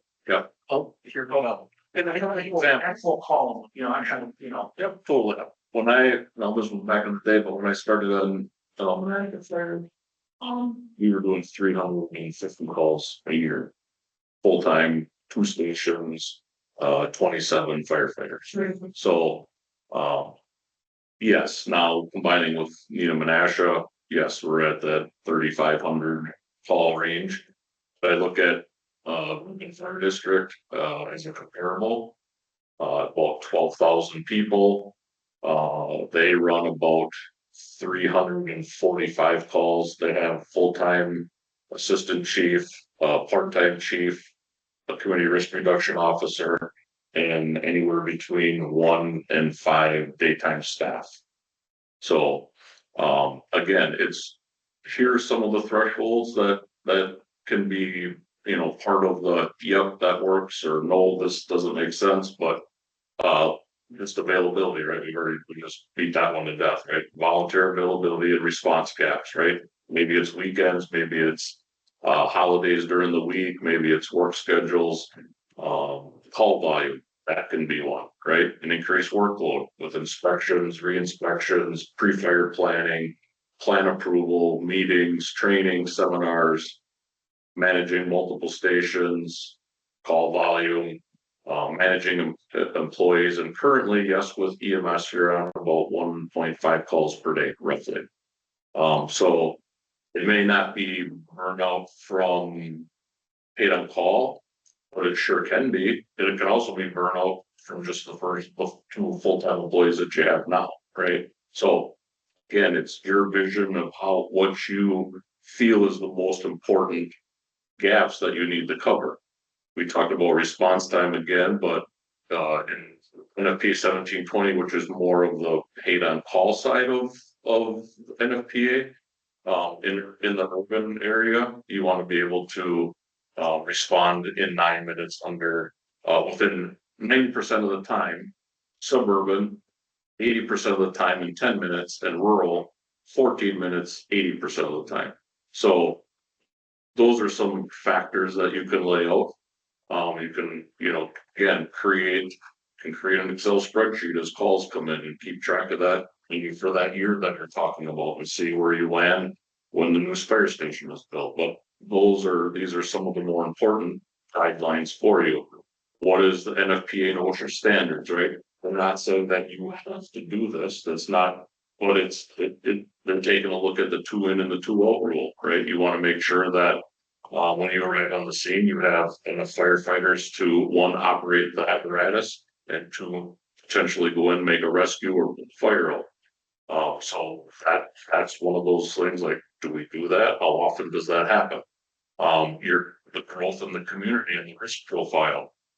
Whether you're talking about, you know, maybe adding some, you know, 1 or 2 story apartments for low income residents, maybe another, you know, you put in another couple facilities for retirement facilities. Who knows where that call volume goes up? And there's still plenty of room to grow. And again, we'll have to take a look at, I think the growth rate right now is this, and this. What areas of the fire department are you being taxed at? That's a trigger, right? Then you look at your feasibility, right? You have to look at the finances of the district. Do we have to, you know, can we raise, you know, taxes? Do we go to a referendum? And then long-term sustainability. Is the model that you are using now, is it sustainable? The thing is that maybe it's working right now, and you don't have this study done, and it's 4 or 5 years down the road, and you're like, oh my gosh, now we're getting a hotel, or now we're getting some major industry, and now you're going, oh no, now what do we do? Because it's gonna add 100 calls, or it's gonna add whatever, extra inspections, extra, you know, whatever training. We should have done this 5 years ago. And then again, I talked a little bit about burnout. It's not just burnout for, you know, the first responders that run, you know, 400 and 500 calls. It's the firefighters that do that as well. And sure, you have so lucky you have a great, robust trained fire department. You don't see this everywhere, trust me. And so you're very, very lucky and should be proud of where they're at, what they've done. But at some point, it's like, I just can't do it anymore. Single firefighters that get hired and you maybe have 20 of them. Well, 2 years later, they start having kids and they're like, I can't, and it's not just here, it's everywhere. And so at some point, there is some burnout and it may be even with the daytime, staff now, like, can't continue to do this and this because I haven't even tackled this, right? So those key factors are some of those trigger points, and it's hard to put an exact number on it. Like, okay, once we reach 1,000 calls, then we need to start doing something. It may not be that you're already at 626 or 636 from 2025, which is about 30 or 40 calls more than last year. Well, you start doing that 5 years from now and adding those amount of calls, and now you're at 700 and 800. And so when you're to that point, that, when you're doing comparables, Fox Crossing was at that point then, they got the safer grant when they started having daytime staff. And so there are these trigger points, and I'm sure there's probably a few more that maybe have to do with just Harrison Fire. Like, these are just common ones, but there might be others that trigger, what the chief is suggesting or the staff is suggesting. So, to put numbers by it, we certainly can. But those are some of the common ones. As a former manager, what I'd be asking for, those response time statistics, because it's like Trustee Brantmeyer said, we know you're gonna get an improvement with the new station, and that'll be great. And that'll be your new baseline. So now you gotta keep monitoring it, because what you don't wanna do is you don't wanna see a sudden plunge in response times, because of losing people, due to, they're aging out, or they're getting kids and they can't be as reliable as they once were. That response time thing is something you're gonna wanna track regularly and often. Now, the good part of it is that's good information for you to have. The bad part of it is the chief's gonna have to produce that information, which is gonna keep him at his desk doing those things. They're all interchangeable. They're all tied in together. And so getting that data is gonna be super important for you. And that's, if I were you, that's what I'd be asking for. So one of the questions is, what would the daytime staff do, right?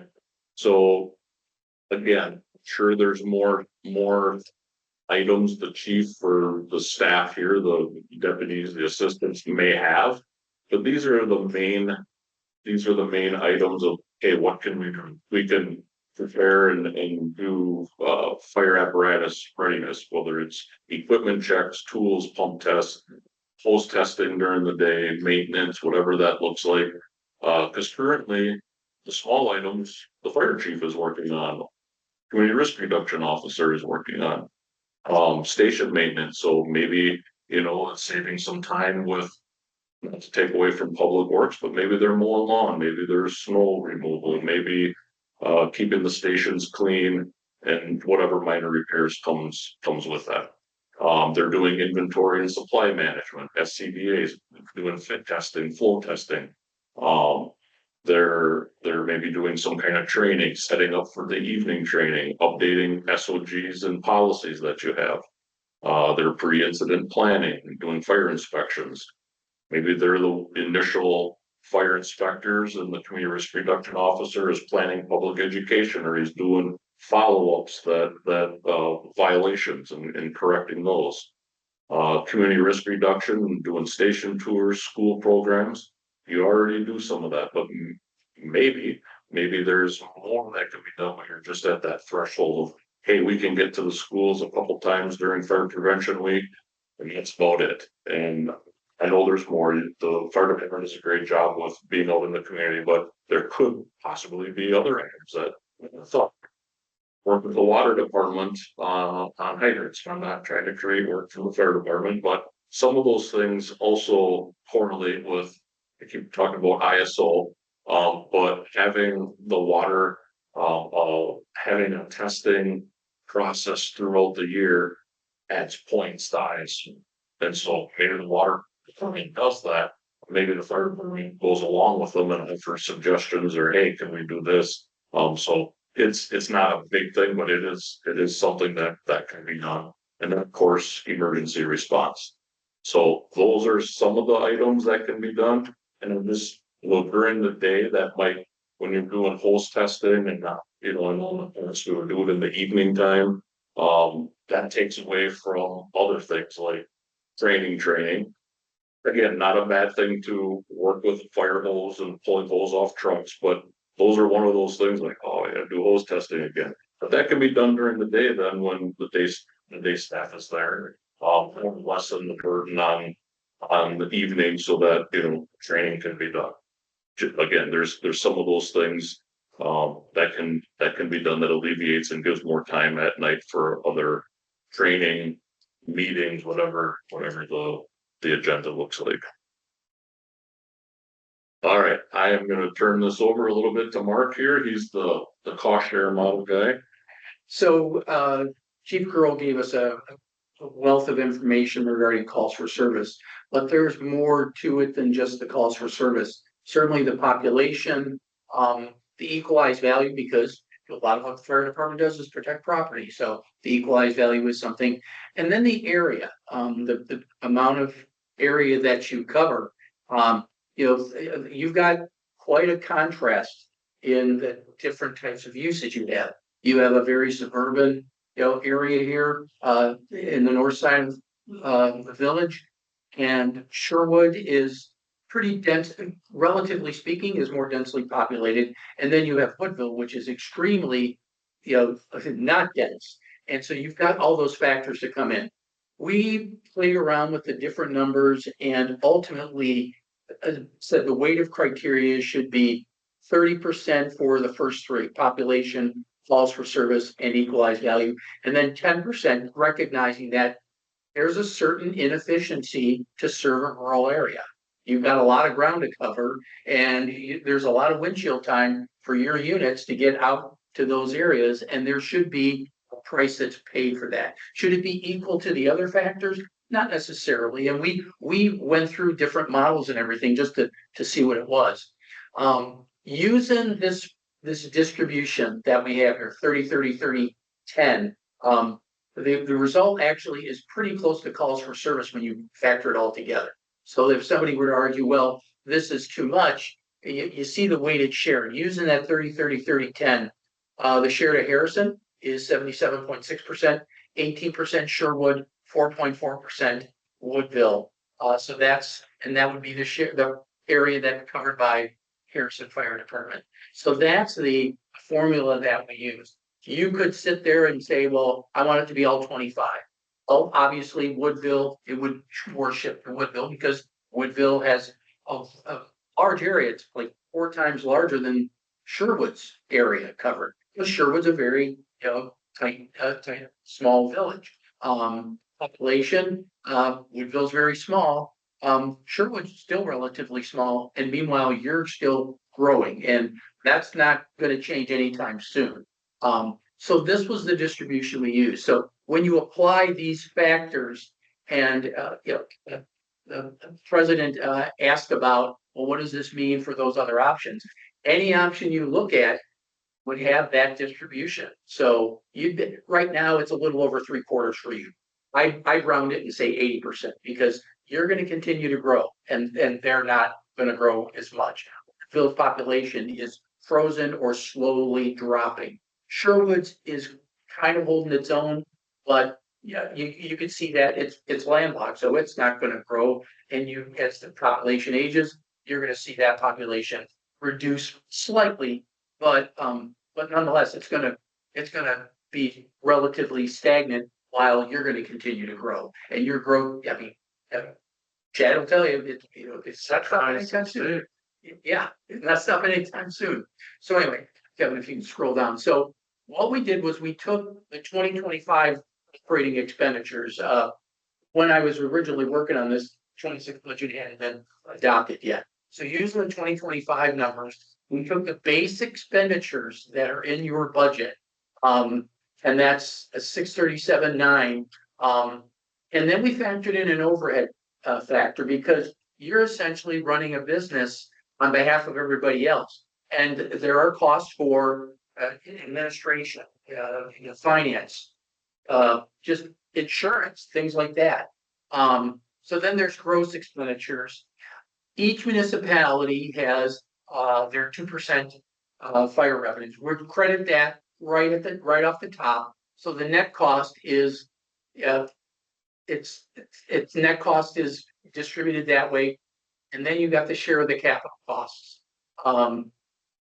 The 271, the reason the net cost is so low on the left side is because we factor in what everybody's contributing right now. But you see that when you factor that all in, the net cost is still for Woodville is 27,000. They're only paying you 15,000, and that hasn't changed since the mid-90s, early to mid-90s. You know how old that is. I mean, most of you, when I interviewed you, mentioned that. So already, just on operating costs alone, it's woefully underfunded by your neighbor. They know that. It's just a matter of what is going to be tolerable. We don't even talk about the capital costs. What we did was we took a look at all of your capital assets, and that includes, equipment like SCBA's, as well as your trucks, your apparatus, other major equipment that goes through a life cycle. We turn out gear, thank you, radios, things like that. All those things were in there. Chief Girl provided me a wealth of information. What we did was we took an average over a 20-year cycle, and some things get replaced every 7 years. So we're replacing them 3 times. In the case of the new station, we put a 50-year life on it because that's the life of the building itself. Meanwhile, you're holding the costs. So we put in, for example, the interest that you are paying on that asset that you borrow for. Nobody else is on the hook for that station except you. So we factored that in, an interest rate over that 20-year period. And that total came to $842,000. And I've got the detail, you can look at it, all you need to. But when you add that in, the capital costs alone are more than what you're paying for operating costs. And everybody knows fire departments are very capital intensive. That's the nature. You've got a very efficient paid on call service, but you still have equipment that's going to be expensive. When you add them all together, for Woodville, it's $65,000 a year, and they're paying you 15. So that, I think, President Hansky was very clear to me. He wanted to see what it was. And we used that same 77.6, 18, and 4.4% distribution. So then, and that doesn't include any of the options that we presented to you earlier. You take that same formula. This is straight up based off of. 25 budget without any of those options. Okay. Correct. Yeah. So 26. No, I Matt, I- 25. I The know. 26 budget was not ready, so this is the 25 budget, but does not include any of those previous options. All right, let me break off and let Matt ask the question. Thank you. So I have a couple questions on this cost share stuff here. So I see on this first picture, it says calls fire. So is that literally just the fire calls or is the EMS calls in here as well? it would have been very difficult to do the EMS call. So it's just the fire calls. So That's a factor it was very difficult to gather data. So we used fire calls exclusively. So I do think before we go back to our partners, I think we do need to figure out the EMS calls. Because that still should also be a factor here for call volume, because I wouldn't fashion to say without having the numbers in front of me here, taking a small risk, but the EMS call volume is most likely higher than the fire call. It's going to be for these communities because we only get 100, we're going to need 50 calls, and there's over 400 EMS calls. You're not going to change the percentage. Well, it could. It needs to be taken into account because if we are truly going to go to this is more of a fire district type model then. And if we're truly charging, going all in here on percentages, it's percent of calls. We have many individuals that run both fire and EMS calls. So when you talk about burnout, for example, you talk about fault fatigue, you talk about availability, all those kinds of things, that all factors in. And when we're making decisions and working with these communities on where we're going long-term with fire and EMS, total Garrison Fire Rescue, they need to realize the big picture of what they're truly getting here. So it should not. I guess I don't understand. I mean, we should be able to get it. We spent a lot of money on software. They all should get entered. I would think we should narrow that down for what community those are in and do that math. Because that really is, if I was in Woodville's board or I was on Sherwood's board, want to look at knowing what we're providing EMS. It's a big picture, because the other piece that also comes into play when you start talking about Woodville, on the EMS side, we cover the entire town of Woodville. Or most, or more of it, we cover more than maybe not the entire thing, but we cover more for EMS than we do for fire. So, if you talk about square miles and just, all of that, and when you're looking at, and why it matters. Is when you start talking about adding staffing. We're not gonna wanna keep doing this cost share model, right? We're gonna wanna, there's going to be some significant work here with our partners to come with some agreements and stuff here. So you're gonna wanna go through and come up with agreements. And then if you start adding staff down the road, guess what? Those staff are also gonna run those EMS calls. And if you kind of full-time staff, whatever that adds at the station during the day, then daytime staffing. I would think we're going to expect those individuals to probably be EMTs, I would hope. And they're going to run on those medical calls to Sherwood and the town of Woodville. What I would suggest, I concede your point. I'm not gonna argue it because every point you made was valid. What I would suggest to you is you're gonna get enough sticker shock with this number. I think you have a valid point that I think you can use this leverage in negotiations. And that's, so I think you can have it in your hip pocket, but if you think they're gonna say, oh, yeah, you need to add that, it's gonna increase this number. This is already gonna be a very difficult number. It may decrease there. We don't know. No, it's not. From a percentage standpoint, though, from calls, if more of the EMS calls are here, depending on what those percentages go. It depends on, especially when you talk about, remember, we're splitting this between Sherwood and Woodville. When you're talking about that split, it's gonna change those numbers. I think we owe that to our partners to be fair on the true picture of what's going on. I respectfully disagree there. We've gotta be fair. I don't think it's fair if we're not giving a good picture of the true percent of calls that we're running. So if you want this to be updated with EMS calls, let's add something to update. We can work it EMS out. calls. I get your point, Matt, but I think first, before we get Well, on. that's fair. The fair question, I guess I have here, a share of capital costs. Do you have the full 11.5 million that was budgeted for Station 70? Only what's being borrowed. We use the full cost, the full cost, and we use the full estimate cost for Station 60. We of think. Of the improvements or the overall structure? the improvements. So there's a question I have, right? So we own that facility, right? We own 100% of it. We've always owned 100% of it.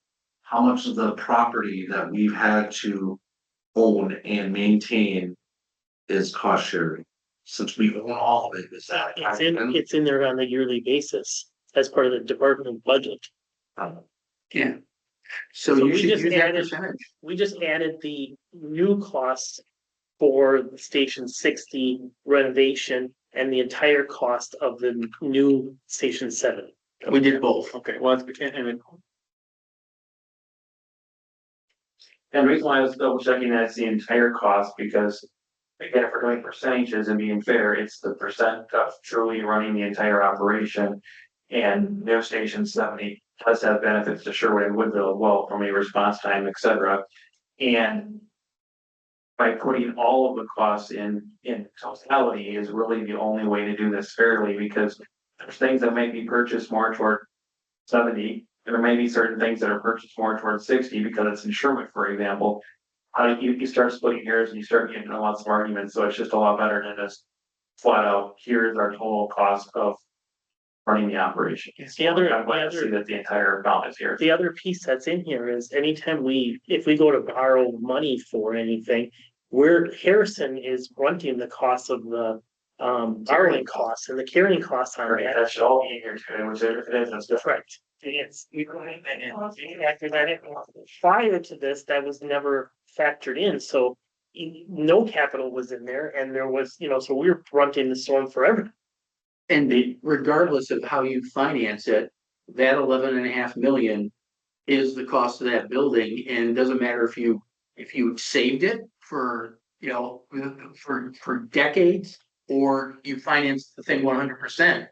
It's all your responsibility, and so we felt it was appropriate to have the entire cost, not a net cost, and the financing cost, and assuming a 10-year 10-year bond rate is pretty much what the standard is for borrowing.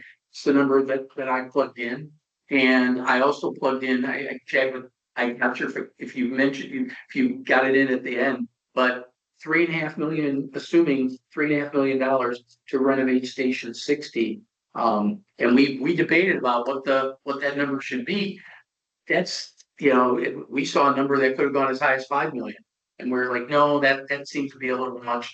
And we kind of comparatively looked at the different costs. But now, if you're not doing Station 60 anytime soon, you're not going to plug that into the formula. But I wanted to illustrate for the life of all those improvements that should be in there. And that's part of the negotiating that you'll ultimately do with each of those municipalities. So we are doing, 60s in our next year's budget. I mean, we gotta do something there. Now, whether, depending on what you're covering and things, certainly that could differentiate a little bit of what you're doing, but that station needs remodeled and deserves the same modern safety and cancer prevention. We totally So- understand that. I think a bigger issue for me is how we're gonna get our partners to the table on these numbers.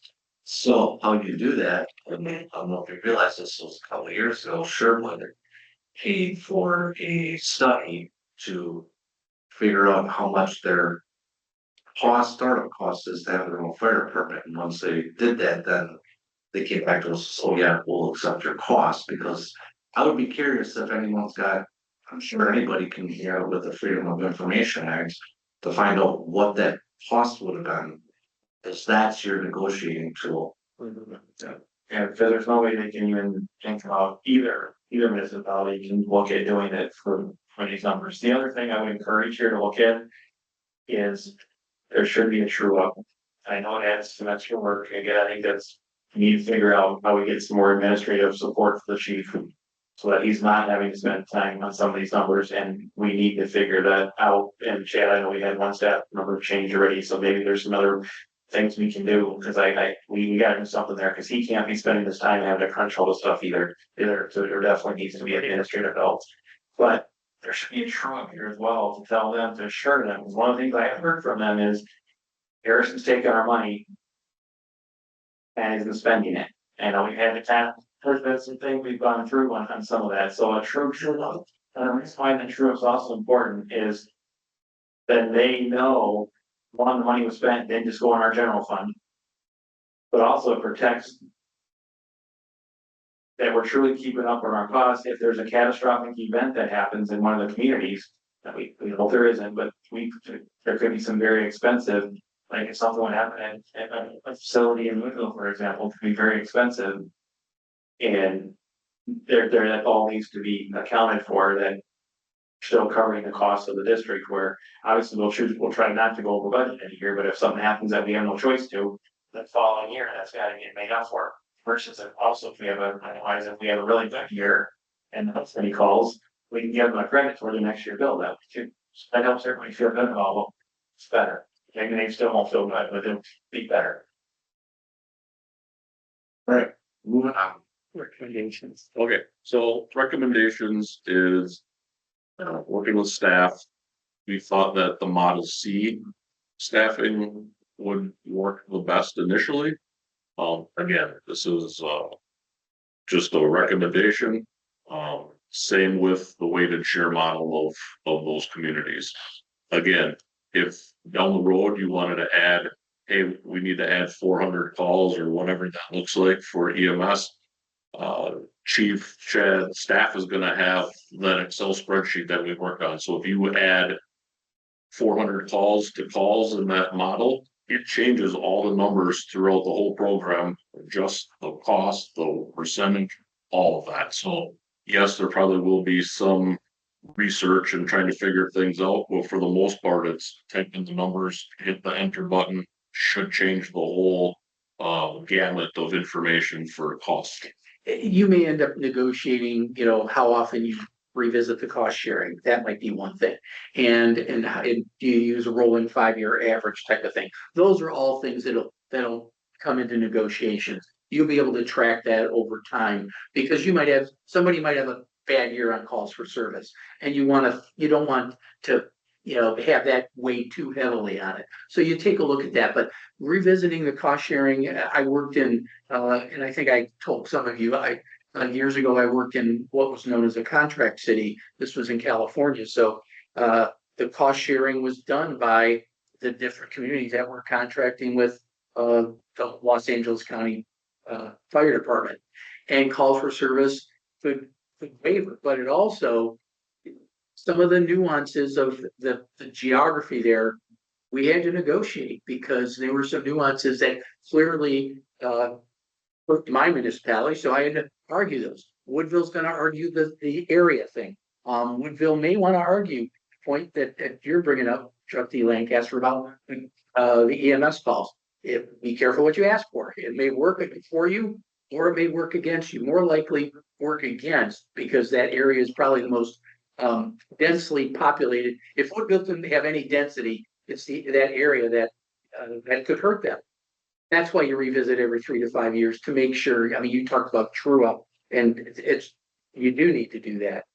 You also need to revisit it so that you're not living in the past on the formula. We're already living in the past because we're still using the 1992 formula. Yeah, I stand corrected, 1992. So I think you have justification to get modern with this. All right, let's get to the fire or the ambulance service analysis, because this will be a big discussion. Yeah. This should be fairly quick, because again, the information I have, and I'm not gonna read through every line on here. But again, I just wanted to have awareness of these are the steps that it would take registering through the state and getting everything, staffing credential, feasibility, all of that. There's 2 pages of how that it would have to work. So again, you don't have to discuss every single line item. My point is that there's a lot of steps and a lot of time to get to that point. So what we did then is we put a revenue versus expenses. So we added salaries. This was, again, we went high, right? We 24 hours a day, 7 days a week. We factored in the 18.25 an hour. So roughly expenses, salaries, personnel, administration costs was about 421,000. Then we went through and like, okay, let's look at the ambulances themselves and the equipment that goes with it. So we looked at a frontline ambulance and then a reserve in case multiple calls come in, looking at equipment with the cots, with the defibrillators, the monitors, with a 10% contingency fund, that was roughly 810,000. When you look at revenue side, we based it on 550 calls. 60% are typically ALS and 40% are typically basic life support. So different call or monetary charges, 1,800 for advanced life support and about 1,100 average for basic life support. So if you tallied that, right, it'd probably be close to 500,000. So you're going to ask, well, why does it say 230,000? It's because once you set up somebody that is the collection agency for your calls, collecting insurance, typically you receive somewhere between about 43 to 50% of that. So that is. So who pays the other? You Write her off. write it off. So expenses versus revenue, you're talking right around $1 million to start.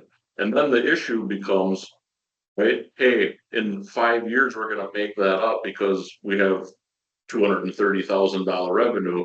But then you gotta factor in, okay, well, after 5 to 7 years, you're probably looking at a new ambulance, you're probably looking at a reserve ambulance, probably replacing monitors, whatever that looks like. So is it a moneymaker? Probably not. But now you know, right? Something in government a moneymaker. That's why we do. Yeah, so now you know. If it made money, we would. It's good information though, because if we do have a partner that comes forward with a proposal, at least we have a comparison that we can look at to say, you know, at that time, does it make sense or not? It probably isn't gonna make sense, but at least gives us some idea of what it is, because going into this, we had no clue what number we're talking. And again, there will be an Excel spreadsheet for you that you can change whatever number. There's 4 different means of information. You can figure out all the little things, all the expenses. You can figure out whether it's, you know, commercial insurance, whether it's, you know, Medicaid, Medicare, all those line items are in the spreadsheet. So if it comes to that point, all you have to do is tweak the numbers and the result will, you know, those numbers will be funneled out to show you. So exactly. 18.25 per hour is the basic salary in EMS. So my guess is that probably for a paramedic, it's probably a little more. What we did is we took the cost of, I believe, your EMTs or whatever line that you're currently at with your EMRs, EMRs.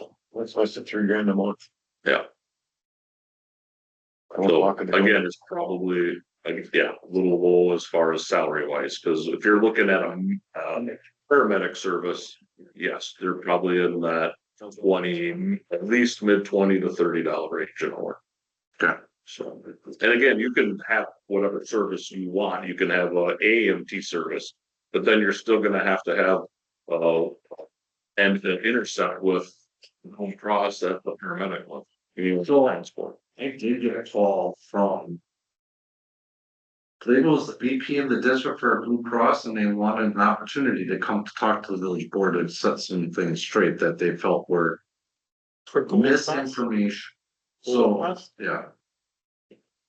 We'll hook up later, but he felt like, I don't know how we got the information, but he felt like they were getting bashed in our board. This was a couple months ago. We were talking about ambulance service and all that stuff, and he had called me and said, hey, I would like an opportunity to at least talk to you guys in front on public to basically retort some of the information that was thrown out there. So I just want to make sure that whatever we're hearing, we've heard the rumors, right? And that they may charge a per diem or whatever you want to call it, what is it, an annual one-time cost? They don't know. So currently, right now, they're doing it in Greenville. So Greenville, they did it per capita, and that is a yearly fee for Blue Cross Ambulance. So what they did was they set up per capita rate, and I'm just guessing, but I think it's around $13 or $15, and that's paid. So the contract is like $178,000. If you look at Greenville's population, divided by that cost, it's roughly about $13 to $15 per person in the village. So how does that get written into the tax bill? Is it part of the general tax bill or is it a separate? General fucking. Greenville did a fee. Yeah, Greenville, I forget what it was based on, but yeah, some of them do put it, like other entities do put it on the tax bill, so you know, you have your, you know, garbage and sewer and water, whatever that is, hydrants. That fee was on their tax bill as an addition to the regular. But that's tax. only because of contract costs, right? That's a in the house, like what do you call pass through? So. Yeah, I had one for this, Mr. President. Sure, go ahead. So I have met a couple of times now as the leadership of Woodlands. And I have been told that they have no intention of charging us either. So taking them at their word, I think we're good. Good, because I think that was the missing from her, so that they were saying, well, that's not really true. I'm like, I don't know if it's because they're worried about losing coverage or, you know, what. I also talked to the director. I think, moving forward, there's a lot of opportunities, with Gold Cross, and I don't wanna speak for them. But I think if there's like, hey, we wanna work with Gold Cross, or they're just outside the community. There is potential options, and I'll let you speak with the director, but in the conversation that I had with him, and you're working together, again, being at Neenah Menasha, there's equipment that instead of purchasing it out of our own budget, hey, we're good partners. We're gonna supply that for you. And it can, depending on what that looks like, it can be more items. It could be, maybe it's staffing an ambulance in the station. It could be whatever that looks like. I don't want to speak for them. But I think if they're gonna be the ambulance, they're not going anywhere, then I think as a community, I think there are some options that you can talk with them about and maybe grow a partnership that is beneficial for both sides. And for the record, I wanna say, what was our annual budget last year? 6 million for this year, 6 million something. Our total, I believe, was 6,080,000. Okay. So. You add this million. 1.8 million for full-time fire department. Plus we figure Fox Crossings police force would be roughly what we would need. That would be another 5 million right there. That would be 6, 7, 8, almost $9 million in emergency services only. Yep. So I just want to say for the record, we are very, very fortunate that we have a fire department that is top notch and in the state, right? We have a contract with the Calumet County Sheriff's Department, which are doing what I think exactly what they're being paid for. And a third of the cost of a full-time fire department. So as we talk about this, I wanna just state for the record, we've set ourselves up to provide top-notch emergency services without paying the same as what other communities are. So I just wanna make sure that everybody understands that for the record, so.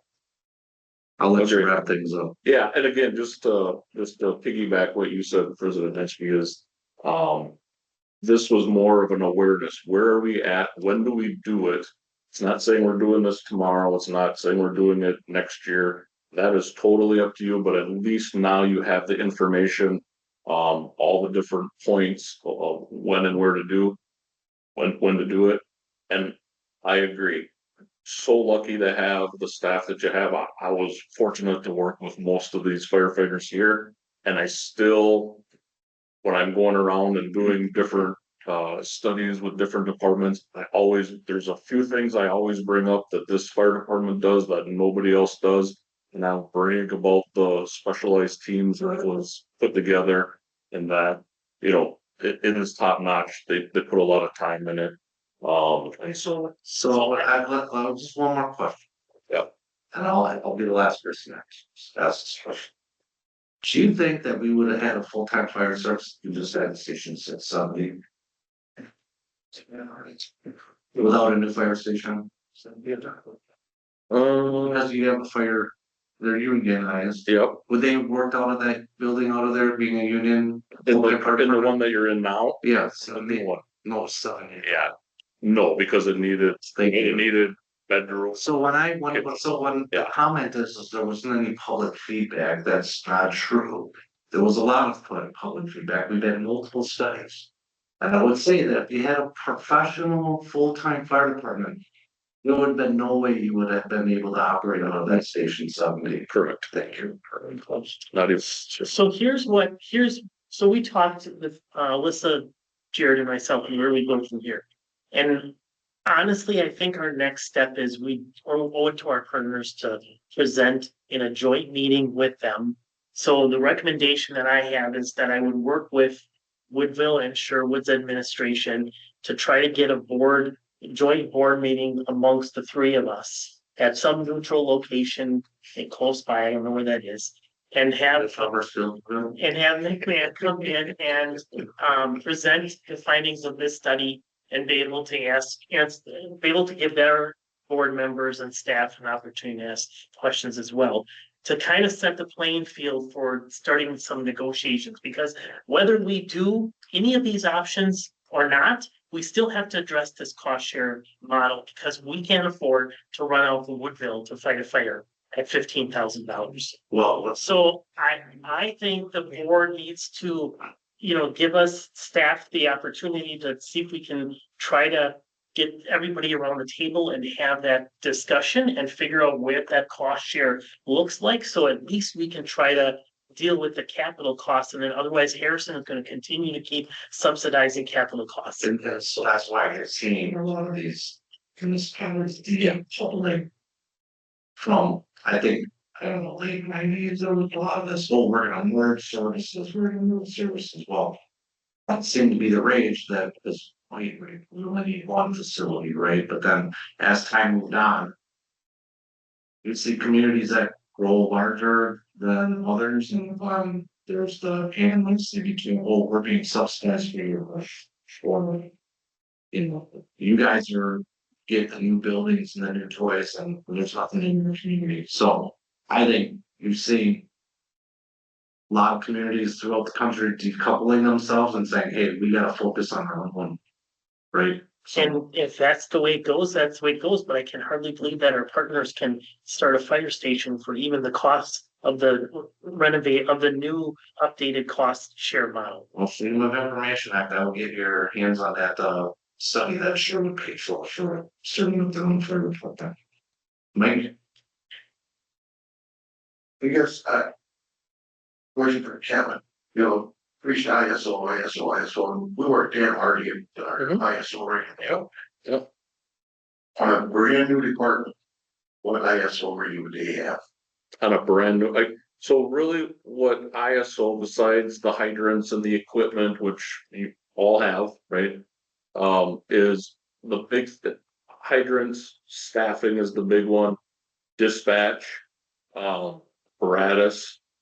What they look for when ISO rates the response of your and staffing, what they're looking for is that response on structure fires only, okay? And so really it depends on nothing other than response times and how many full-time staff or staff is responding. So I'll give you an example. Nina Manasseh was a 2, and we were, ISO was rated from 0 to 100 points, from a rating of 0 to a rating of 10. So we were at like 84 points. So we had ISO come in, I requested the audit, so they came in, and before they even took numbers from us, we took our previous ISO audit and looked through it and looked at the shortcomings, and we're like, ask the auditor, what areas can we improve? We know that we're low here, here, here, and here. What can we improve on? And so he did take the time and spent with us and said, if you do this, if you do this, if you do this. So I talked a little bit about the training hours. We were totally doing it all wrong, right? So we gained a whole bunch of points just in training, because we thought that 168 hours a year per person was 168 hours of training. That's not true. It's 12 hours of, again, there's the 5 silos that they look at. And once the 12-hour silo is full, it flows into the overall training, which is all random. Whatever the training is, fills that silo till you get to 168. Had no idea. So we bought a program that kind of leveled out. The officers had to type in, hey, we did this training, be more specific, what are the hours?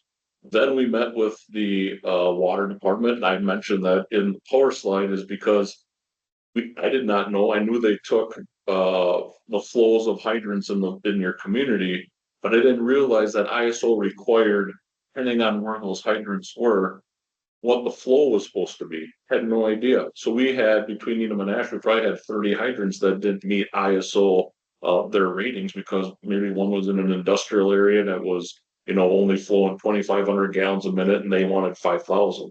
So we met with both water departments of both cities and said, what can we do to fix this? And actually they were like, we want you to get to this one, let's figure this out. So they started doing annual testing. They started having people do, you know, if there was. There's a different requirement Yep. between residential and industrial. There is because of the size of the main and the required fire flow of certain buildings. So we're at 97% residential, so that's not gonna be an issue for us. So, Shouldn't be, so right? as far as other municipalities and whether or not they have a full-time fire service has a lot to do with, you know, how many dense population you have, industry, and probably also the amount of traffic that you have on your highway system. Same with Fox has got 441, 41, right? Yep. That's close to the main interstate, so we don't need to have. Less traffic, just to hear a lot, I would say. 441, I mean, what they say. The full commercial grid is about 200,000 a day. Go over that bridge, so I mean, you're gonna need. I don't just probably deal with the car wrecks. Yeah, so to answer Mike's question, what does that look like? Really what they base it on is staffing and who can get to how many firefighters, and their requirement is, I believe it's a minimum of 15 or 18 full-time to arrive on scene in a certain amount of minutes. So they'll look at, again, example, I carried away a little bit, but the full-time staff, and they looked at Nina Menashes. Again, we were at 2 and we had 21 is our maximum per day.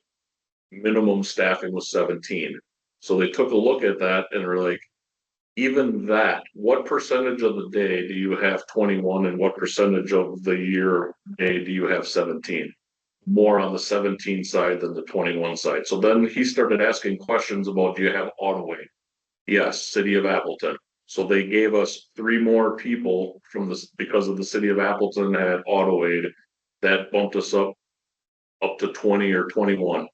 Then they said, well, does anybody go home at night with a staff vehicle and then respond to structure fires? Because again, they're not looking at CO calls, they're not looking at false alarms, they're looking at response time to structure fires. So we're like, yes, all the chiefs respond at night for structure fire type calls.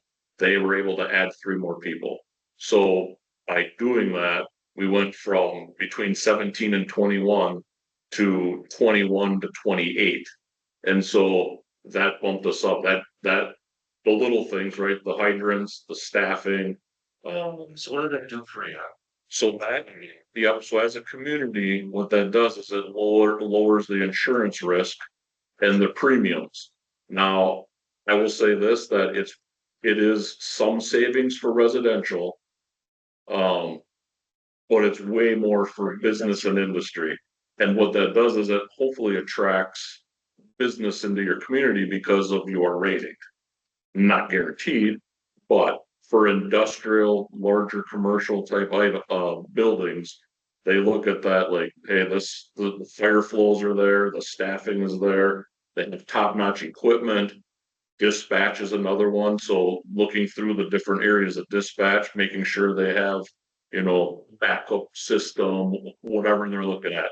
And those 5 areas of the fire department are what they're looking at. So when they are, again, there's always little tweaks, even public education programs. How many times do you post messages on Facebook? What kind of programs do you do? So it's all these little things to get to those points. And so definitely the staffing. So full-time department, I think depends what your question is how many are responding. Actually, my question was, I love what you did for New Menasha. I mean, I believe we're at a 4 in our unit or something, right? That's, correctly. Yeah. But let's say Sherwood starts brand new fire department today. Yep. Would they be at a 10?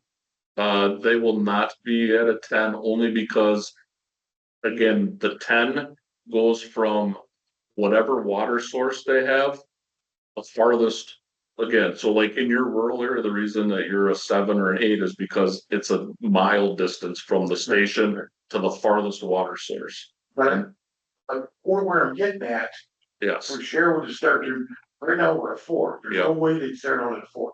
yeah. No, It won't be a 10, but they won't be a 4 either. correct, it could be a 6. So everyone's insurance rates would go up and share. Absolutely, absolutely. So that's what I'm getting at. Yes, again, it depends on a lot of different factors.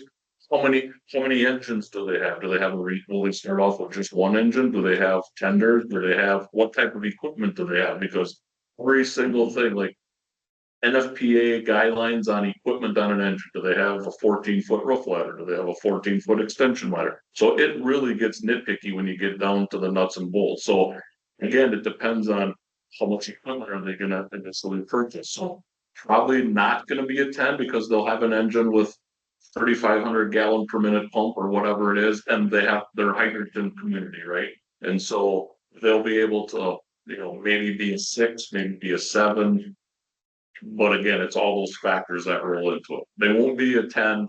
They'll definitely not be a 3 or a 4 probably. But But you yes, gotta spend more than $250,000 a year on the clerk. right, correct. Yeah, I guess that's what we have to educate. Well, that has been happening. I don't know how you get along with Patrick. Good.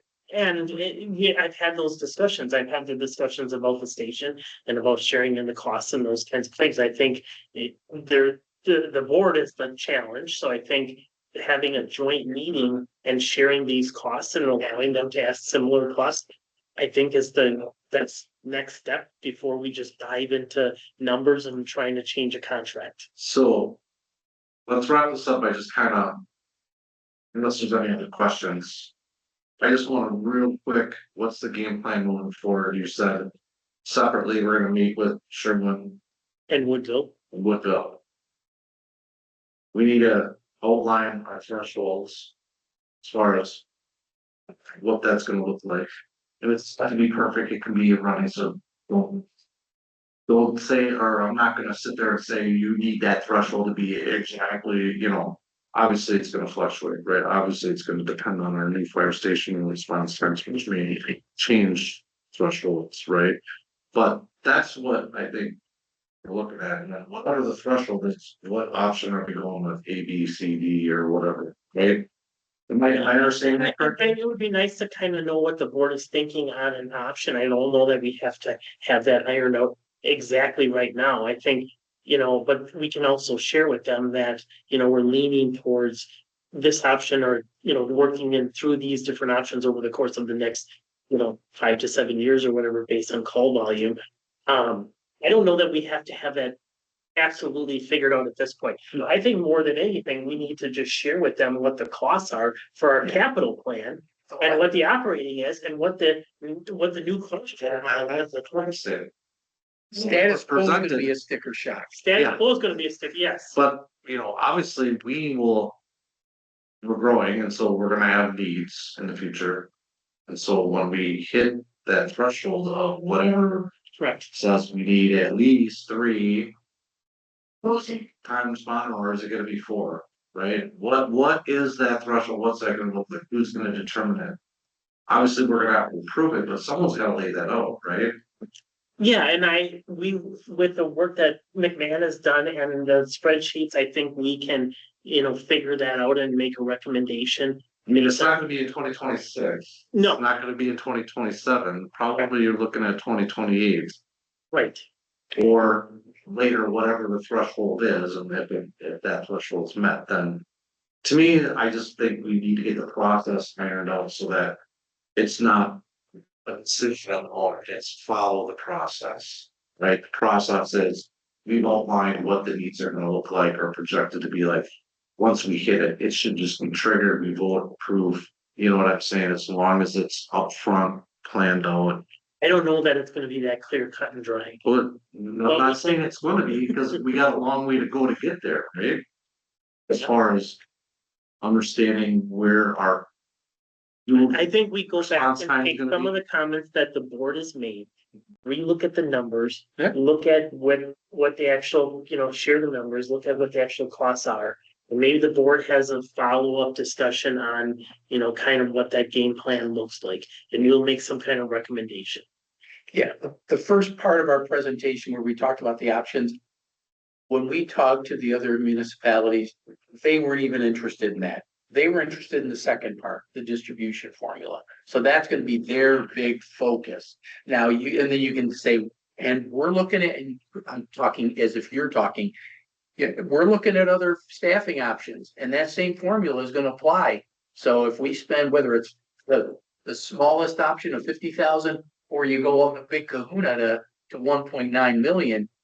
Regardless, that cost share is gonna get baked into that, and they're gonna get sticker shock with status quo. So, Well, But they I had think- sticker shock a couple of years ago when we increased the fees, I think it was, what was that for? oh yeah, What was it for? I can't remember. It was a couple of years ago, I thought it was that apparatus that we bought. Well, you know, the apparatus costs and things are going up and price of apparatus has drastically just, been close to double in the last 5 or 6 years. And so the last time we bought the last apparatus, they increased their Sherwood's bill by 10-15,000. They were up better. So that's. So I guess they're gonna have to make a decision what their Exactly. upper threshold is and what makes sense. They have to provide fire protection in their. Correct. So here's where I guess you asked what you want, one of the board thoughts are, so I'll make my thoughts, and I'm just one board member here, but my thoughts are. Number one.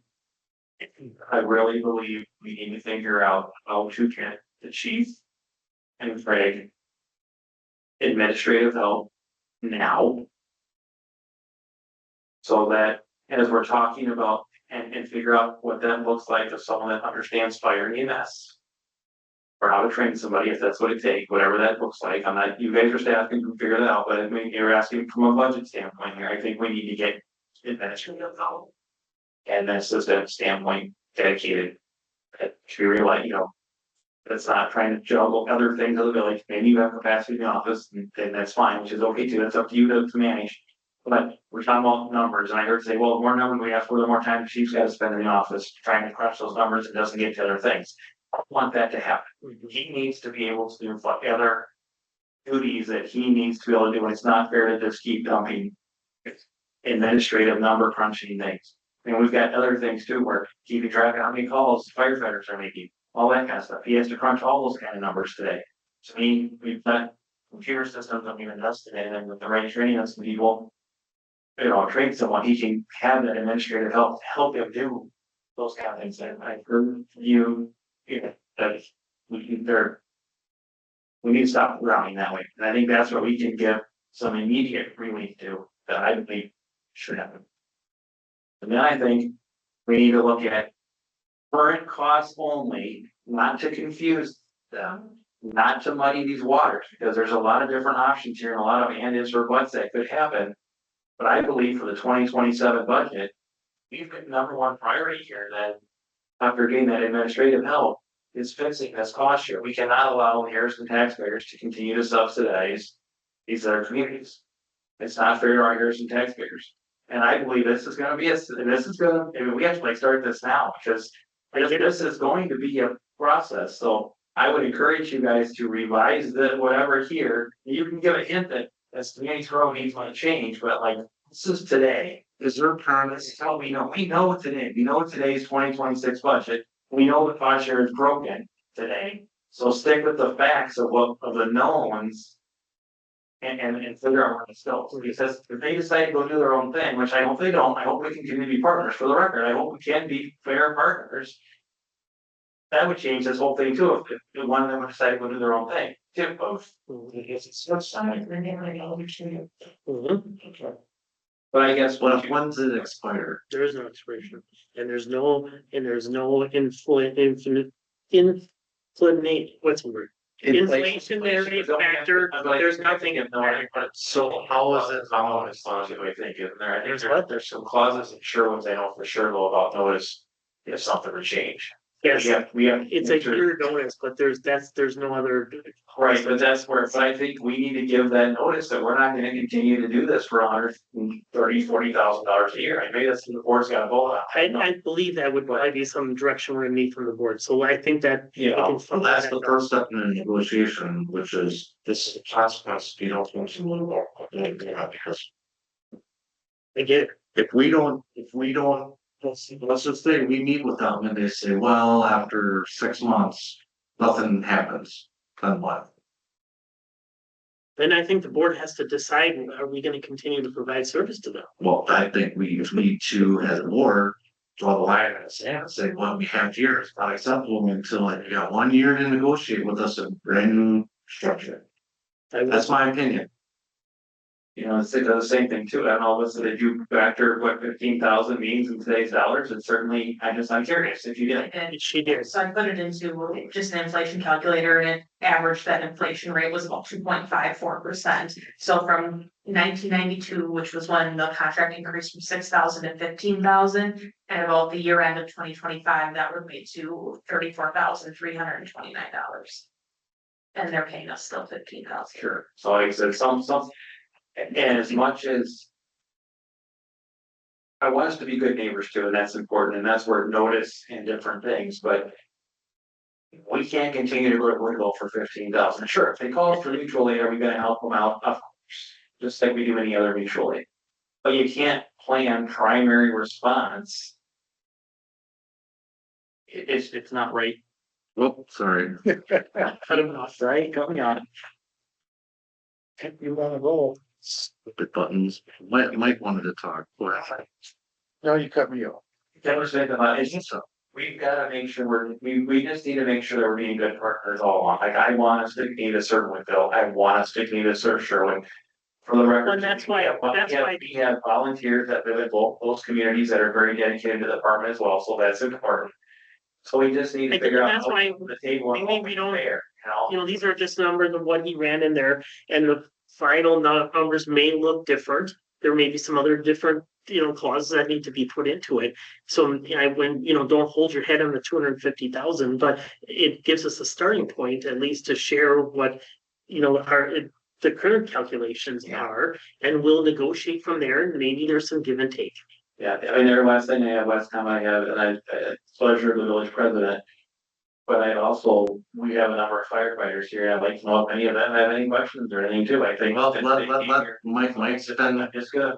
Yeah, Well, we're throwing out there, and I appreciate you showing up, I think let Mike have his, question there. Well, all right, go ahead. Well, I guess he did steal my funding.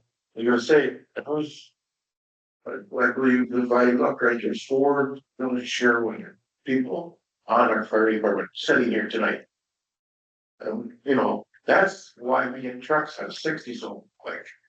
They live in the village. They're right next door. So again, to lack of better terms, crap on Sherwood, I get it, you don't want Harrison residents to subsidize Sherwood. But there's gonna be a give and take. Oh, We understand. so we'll have to be careful. That she's right. We have to be careful. Sherwood's gonna read this stuff. So again, they're thinking we're gonna come guns a-blazing. Wow. No. Yeah. We have to work together here. Yeah, we'll work together with it, but it's not at the current contract level. Correct. Fully agree. I mean, I'm all for providing services as long as Harrison residents isn't subsidizing any other communities, right? So, All right, and Woodville. Well, I mean, I was shocked, saw 15,000. If I could, Mr. President, yeah, Chad said something earlier that I think bears repeating, and I can tell you just from my experience, there is a value when you as an elected body, as fellow elected officials, talk to your fellow elected officials. And I think the suggestion that Chad's making, that you sit down with the Village of Sherwood trustees and the Town of Woodville board members, and just, guys, put yourself in my shoes. They can do that because they are, they have this, they're in that same situation. I can tell you that when I talked to the Woodville folks, they knew after, 30+ years of no increase, something was coming and they just, please let us know when you have it. We had an obligation to give it to you because you hired us. But I think getting it to them, the minute that, we got a full report, full written report, not just a PowerPoint, we've got a full written report. And I think after you get it, you should share it with your neighbors because I think it's to Mike's point. You want to make sure that you're talking as collaborative public officials looking for public safety, best interest of everybody. But at the same time, the village president has said, but I'm looking out for my folks, and my folks have been footing the bill. Even with Alyssa's math, they were underpaying you in 1992. And by the way, for the record, the people of Sherwood. And that's, and, The village of Harrison people did, so but I think. I'm really looking out for the village of Harrison residents, which is. Our agreements and making sure that our taxpayers are getting exactly what they're putting their tax dollars for, because we just saw. The hubbub about assessments, right? Not through anyone's fault because it's just inflation, right? So. People looked at their tax bills and they were shocked, not just from the municipalities, but from the school district side, so. People wanna make sure that their knowledge is going to exactly what they're paying for, not for things that are not in the communities, so. I get it, Mike. There's other firefighters from Sherwood, and that's great. And our funds are fair and it's aligned and everyone's agreeable. I'm all for continuing, but if it's where we're subsidizing them by $150,000, then. At the end of the day, it's a business, right? I mean, we have a budget. Can't 6 point, what was it, 6.8? Total $6,080,000. Any $100,000 here or there, I mean, it adds up, right? So. It's all gotta be equal and it's all gotta be fair and it's gotta be agreeable, so. That's why I'm saying, I don't agree to the current contract, for Woodville or Sherwood. It needs to change, it needs to be balanced according to your formula, and we can, is part of the negotiation gonna be that formula? I don't know. It'll be a discussion part of it, but there's not a lot of other options out I don't know if there's any wiggle room on the formula, or if it's a one-time cost, or if it's a. You could argue with that methodology all day long. And even to Matt's point earlier, I mean, that's a legitimate one. You can, those types of things, the 30-30-30-10, that is, any one of you could argue a different way. Those are discussion points, and will they be negotiation? That'll be up to you guys if it'll be a negotiation point. So what's the time frame here, so we can wrap this meeting up? I'm hoping that the board would be agreeable to try to get all three entities together sometime in early March. Early March. You're gonna. Yeah, we have to, because you're gonna. I mean, I think we almost have to tell them, you got, when we send them in the next week or so, you would actually contact them, whatever, yes, we have to meet and start figuring this out, for sure. I intend to have a conversation with the chair of the town and with Patrick and the village administrator and get kind of explain high level where we're at and what the board direction is for our end. Yeah. And then try to pinpoint a date where we can get everybody around the table. I almost wonder, and I don't know the right answer to this, but I would also give some thought to, would you want to meet with both Sherwood and Woodville at the same time? Would you want to meet with Sherwood first and then meet with Woodville? And maybe because I think their needs are completely different to a point, totally different. I don't wanna say, well, you negotiated this deal on front of the table Well, for this just community and you yeah, did this. maybe- I think we need to be fair across the board. Okay, that's what I was wondering. So, the other question I guess I would have too is maybe gives us some. But like I said, you could navigate models all day long, but do we know what does the international do? How do they split? And then also I know Green Bay is covering many communities as well. Do we know what Green Bay does? Yep. We sell their communities. Great question. So, Menasha Nina Menasha had a 5 area weighted share, so it was 20%, 20%, 20%. So same square miles, call volume, assessed value. They even did equalized value. They even did square footage of buildings at one time. Then, and each year, between the two, boards, the councils, they negotiated or they looked at the formula and every year you'll see that there was some kind of adjustment. So even through the 20 some years of merging, it was almost always, no matter if more calls came into Nina than Menasha or equalized value or square miles change, it was almost always 60-40. Now, some years it was, 42% here and 58 there. It fluctuated very little, even though numbers changed, but it was always looked at yearly. That same, so again, now it's down from 5 to the 4, just similar to this one, except the weighted share is all 25% instead of 30-30-10. But when we changed it to 30-30-10 here, it almost mirrored the number of calls you run to Sherwin. It mirrored the fairly close to what the Woodville was. And so I was like, yeah, this makes sense, right? And so those numbers, you can adjust them, however you need to as time goes on. Just, maybe it needs some agreement here and then passed on or whatever, but it was always looked at. On North Shore Fire does it the same way. It's a weighted share. We just did a study down by Madison for Wanakee, and they're gonna utilize the same 25% in each of those areas.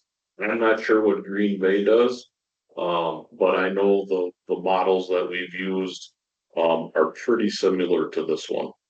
Is there anything, Menasha does? Is there anything Menasha does differently based on where apparatus is placed or different building? No, Or is it all just in the same? it's the same. It's all been. That would be getting into the weeds pretty. Yeah.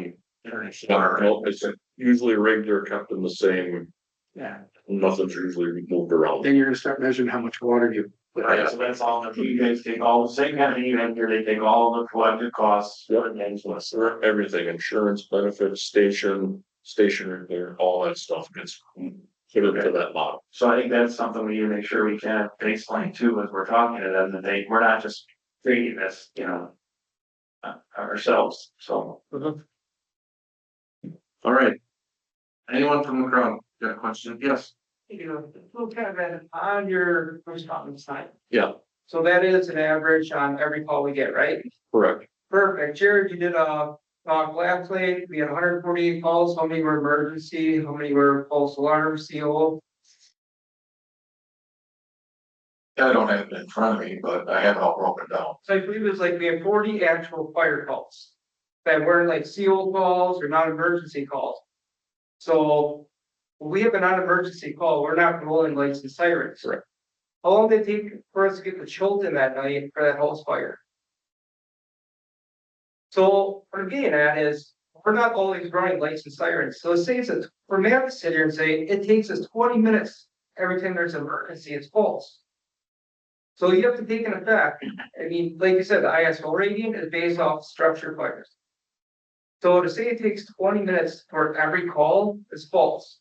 So when we're doing mutual aid, like Nina Menasha, how many times guys have to go to Nina Menasha, then go to C, that's all in that time frame, correct?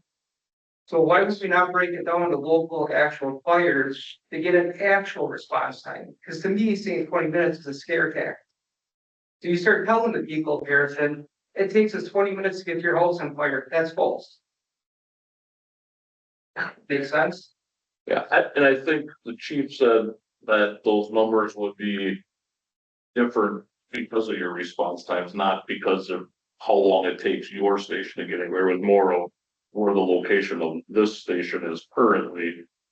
Right, so it wasn't bashing any response No, time that's that you what I have. mean, that is like this bowl in advance, like, our response times are gonna get better once we have this new station. If we're going to Chilton Mutual Aid, if we're going on emergency, it's gonna look like our call times are getting better. But like you said, with ISO rating, it is only off the structure fires directionally. So if you do a module choice, hey, you guys are kicking butt, you're making the structure fire. I had this moment, I absentee on 55 and 10 the other day. You guys were there for 10 minutes. I mean, I'll be honest, if it's a seal call, if I put on the oil pan heading to the station and we're leaving the station, puts on an oil pan. Why? Because it's not a risk, because 90% of the time we're told to hear multiple beeps, it's not an alarm going off, no one feels sick. There's no reason to speed or go full emergency at that point. So to say it's 20 minutes, I mean, that's kind of, not saying to shout at us, but it's kind of a scare tactic to say, we need this new station, we need this, we need that. Because it's taking us 20 minutes to get to these teams. It's not. Sorry, that's the only thing I With really the had. discussion. Well, I don't think mutual aid. Mutually, it's not Not included. included in that. So I'm saying like, we being residents of Bennington, Chilton. Granted, our navigator took us a long way around, but But that wouldn't be in our response time. That's you're mutual. right on scene, except on scene. But I'm saying like with these non-emergency calls, or if we get Silver Court. Yep, they called us off. But nobody's in a hurry to get there to say, yep, good job, you reset the alarm. Yeah. These are all things that kind of play into it. Yeah, gentlemen, you had a question? I'm gonna touch on the same thing John said, you know, as far as breaking those calls down. Is it emergency? Was it non-emergency? Did we get downgraded while we were responding? I'm following that school bus now because I was downgraded and it took me time to get there. Well, it's no longer an emergency. So that should be tracked differently so we truly know what's happening. And as we are adding full-time personnel to fire EMS, we should look at their availability at the station as well. Our current 2 employees, how much time are they actually at the station to respond to a call versus when we do have full-time firefighters staffed at the station that are there, either cutting grass or blowing snow or doing whatever, they are there ready to respond, not out in the community doing something else where they have to go back to the station and then respond, because that will also affect response time. Just for clarification, on one of your slides that talks about the cost sharing, town of Woodville. This is served by HFE, this set up as Harrison, not that somebody thinks it's Hilbert because they're funds. Any other comments, questions?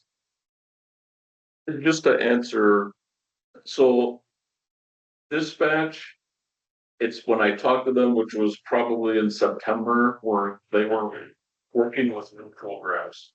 I know back in the day, it was very difficult to figure out what our response time were because like the chief said, it might be, hey, it's only the first, out engine is what they're calculating and not anything after, whatever. I think they've upgraded some areas of their dispatch, so maybe just I can call back down and maybe get some more specific numbers, like you said. But I think it was a program of what, a lot of times they didn't even track it for the most part, so that's a good point. All right, thank you, gentlemen. I know that's a very long presentation and a question. I appreciate it. Looks like we got a lot of more work to do and just gotta get that cost share squared away and then we can talk about thresholds. So That sounds easy. was that You make it sound so easy. for you? It's really not 40 times, right? Future agenda items, anyone have any future agenda items? No, all right. So our next meeting is on January 27th. Then we have a March 10th listening session. February, sorry. February 24th village board meeting. So in between the February 24th monthly board meeting and the 24th of March, we'll schedule the. Yeah, let me get some dates and I'll share them with you guys. Other than that, we're just gonna need to have a motion to adjourn and we get out of here. What motion we adjourn? The motion by trustee Grandmeyer. I'll second. Second by trustee Baldwin. All those in favor say aye. Aye. All right, motion, meeting, adjourned. Thank you.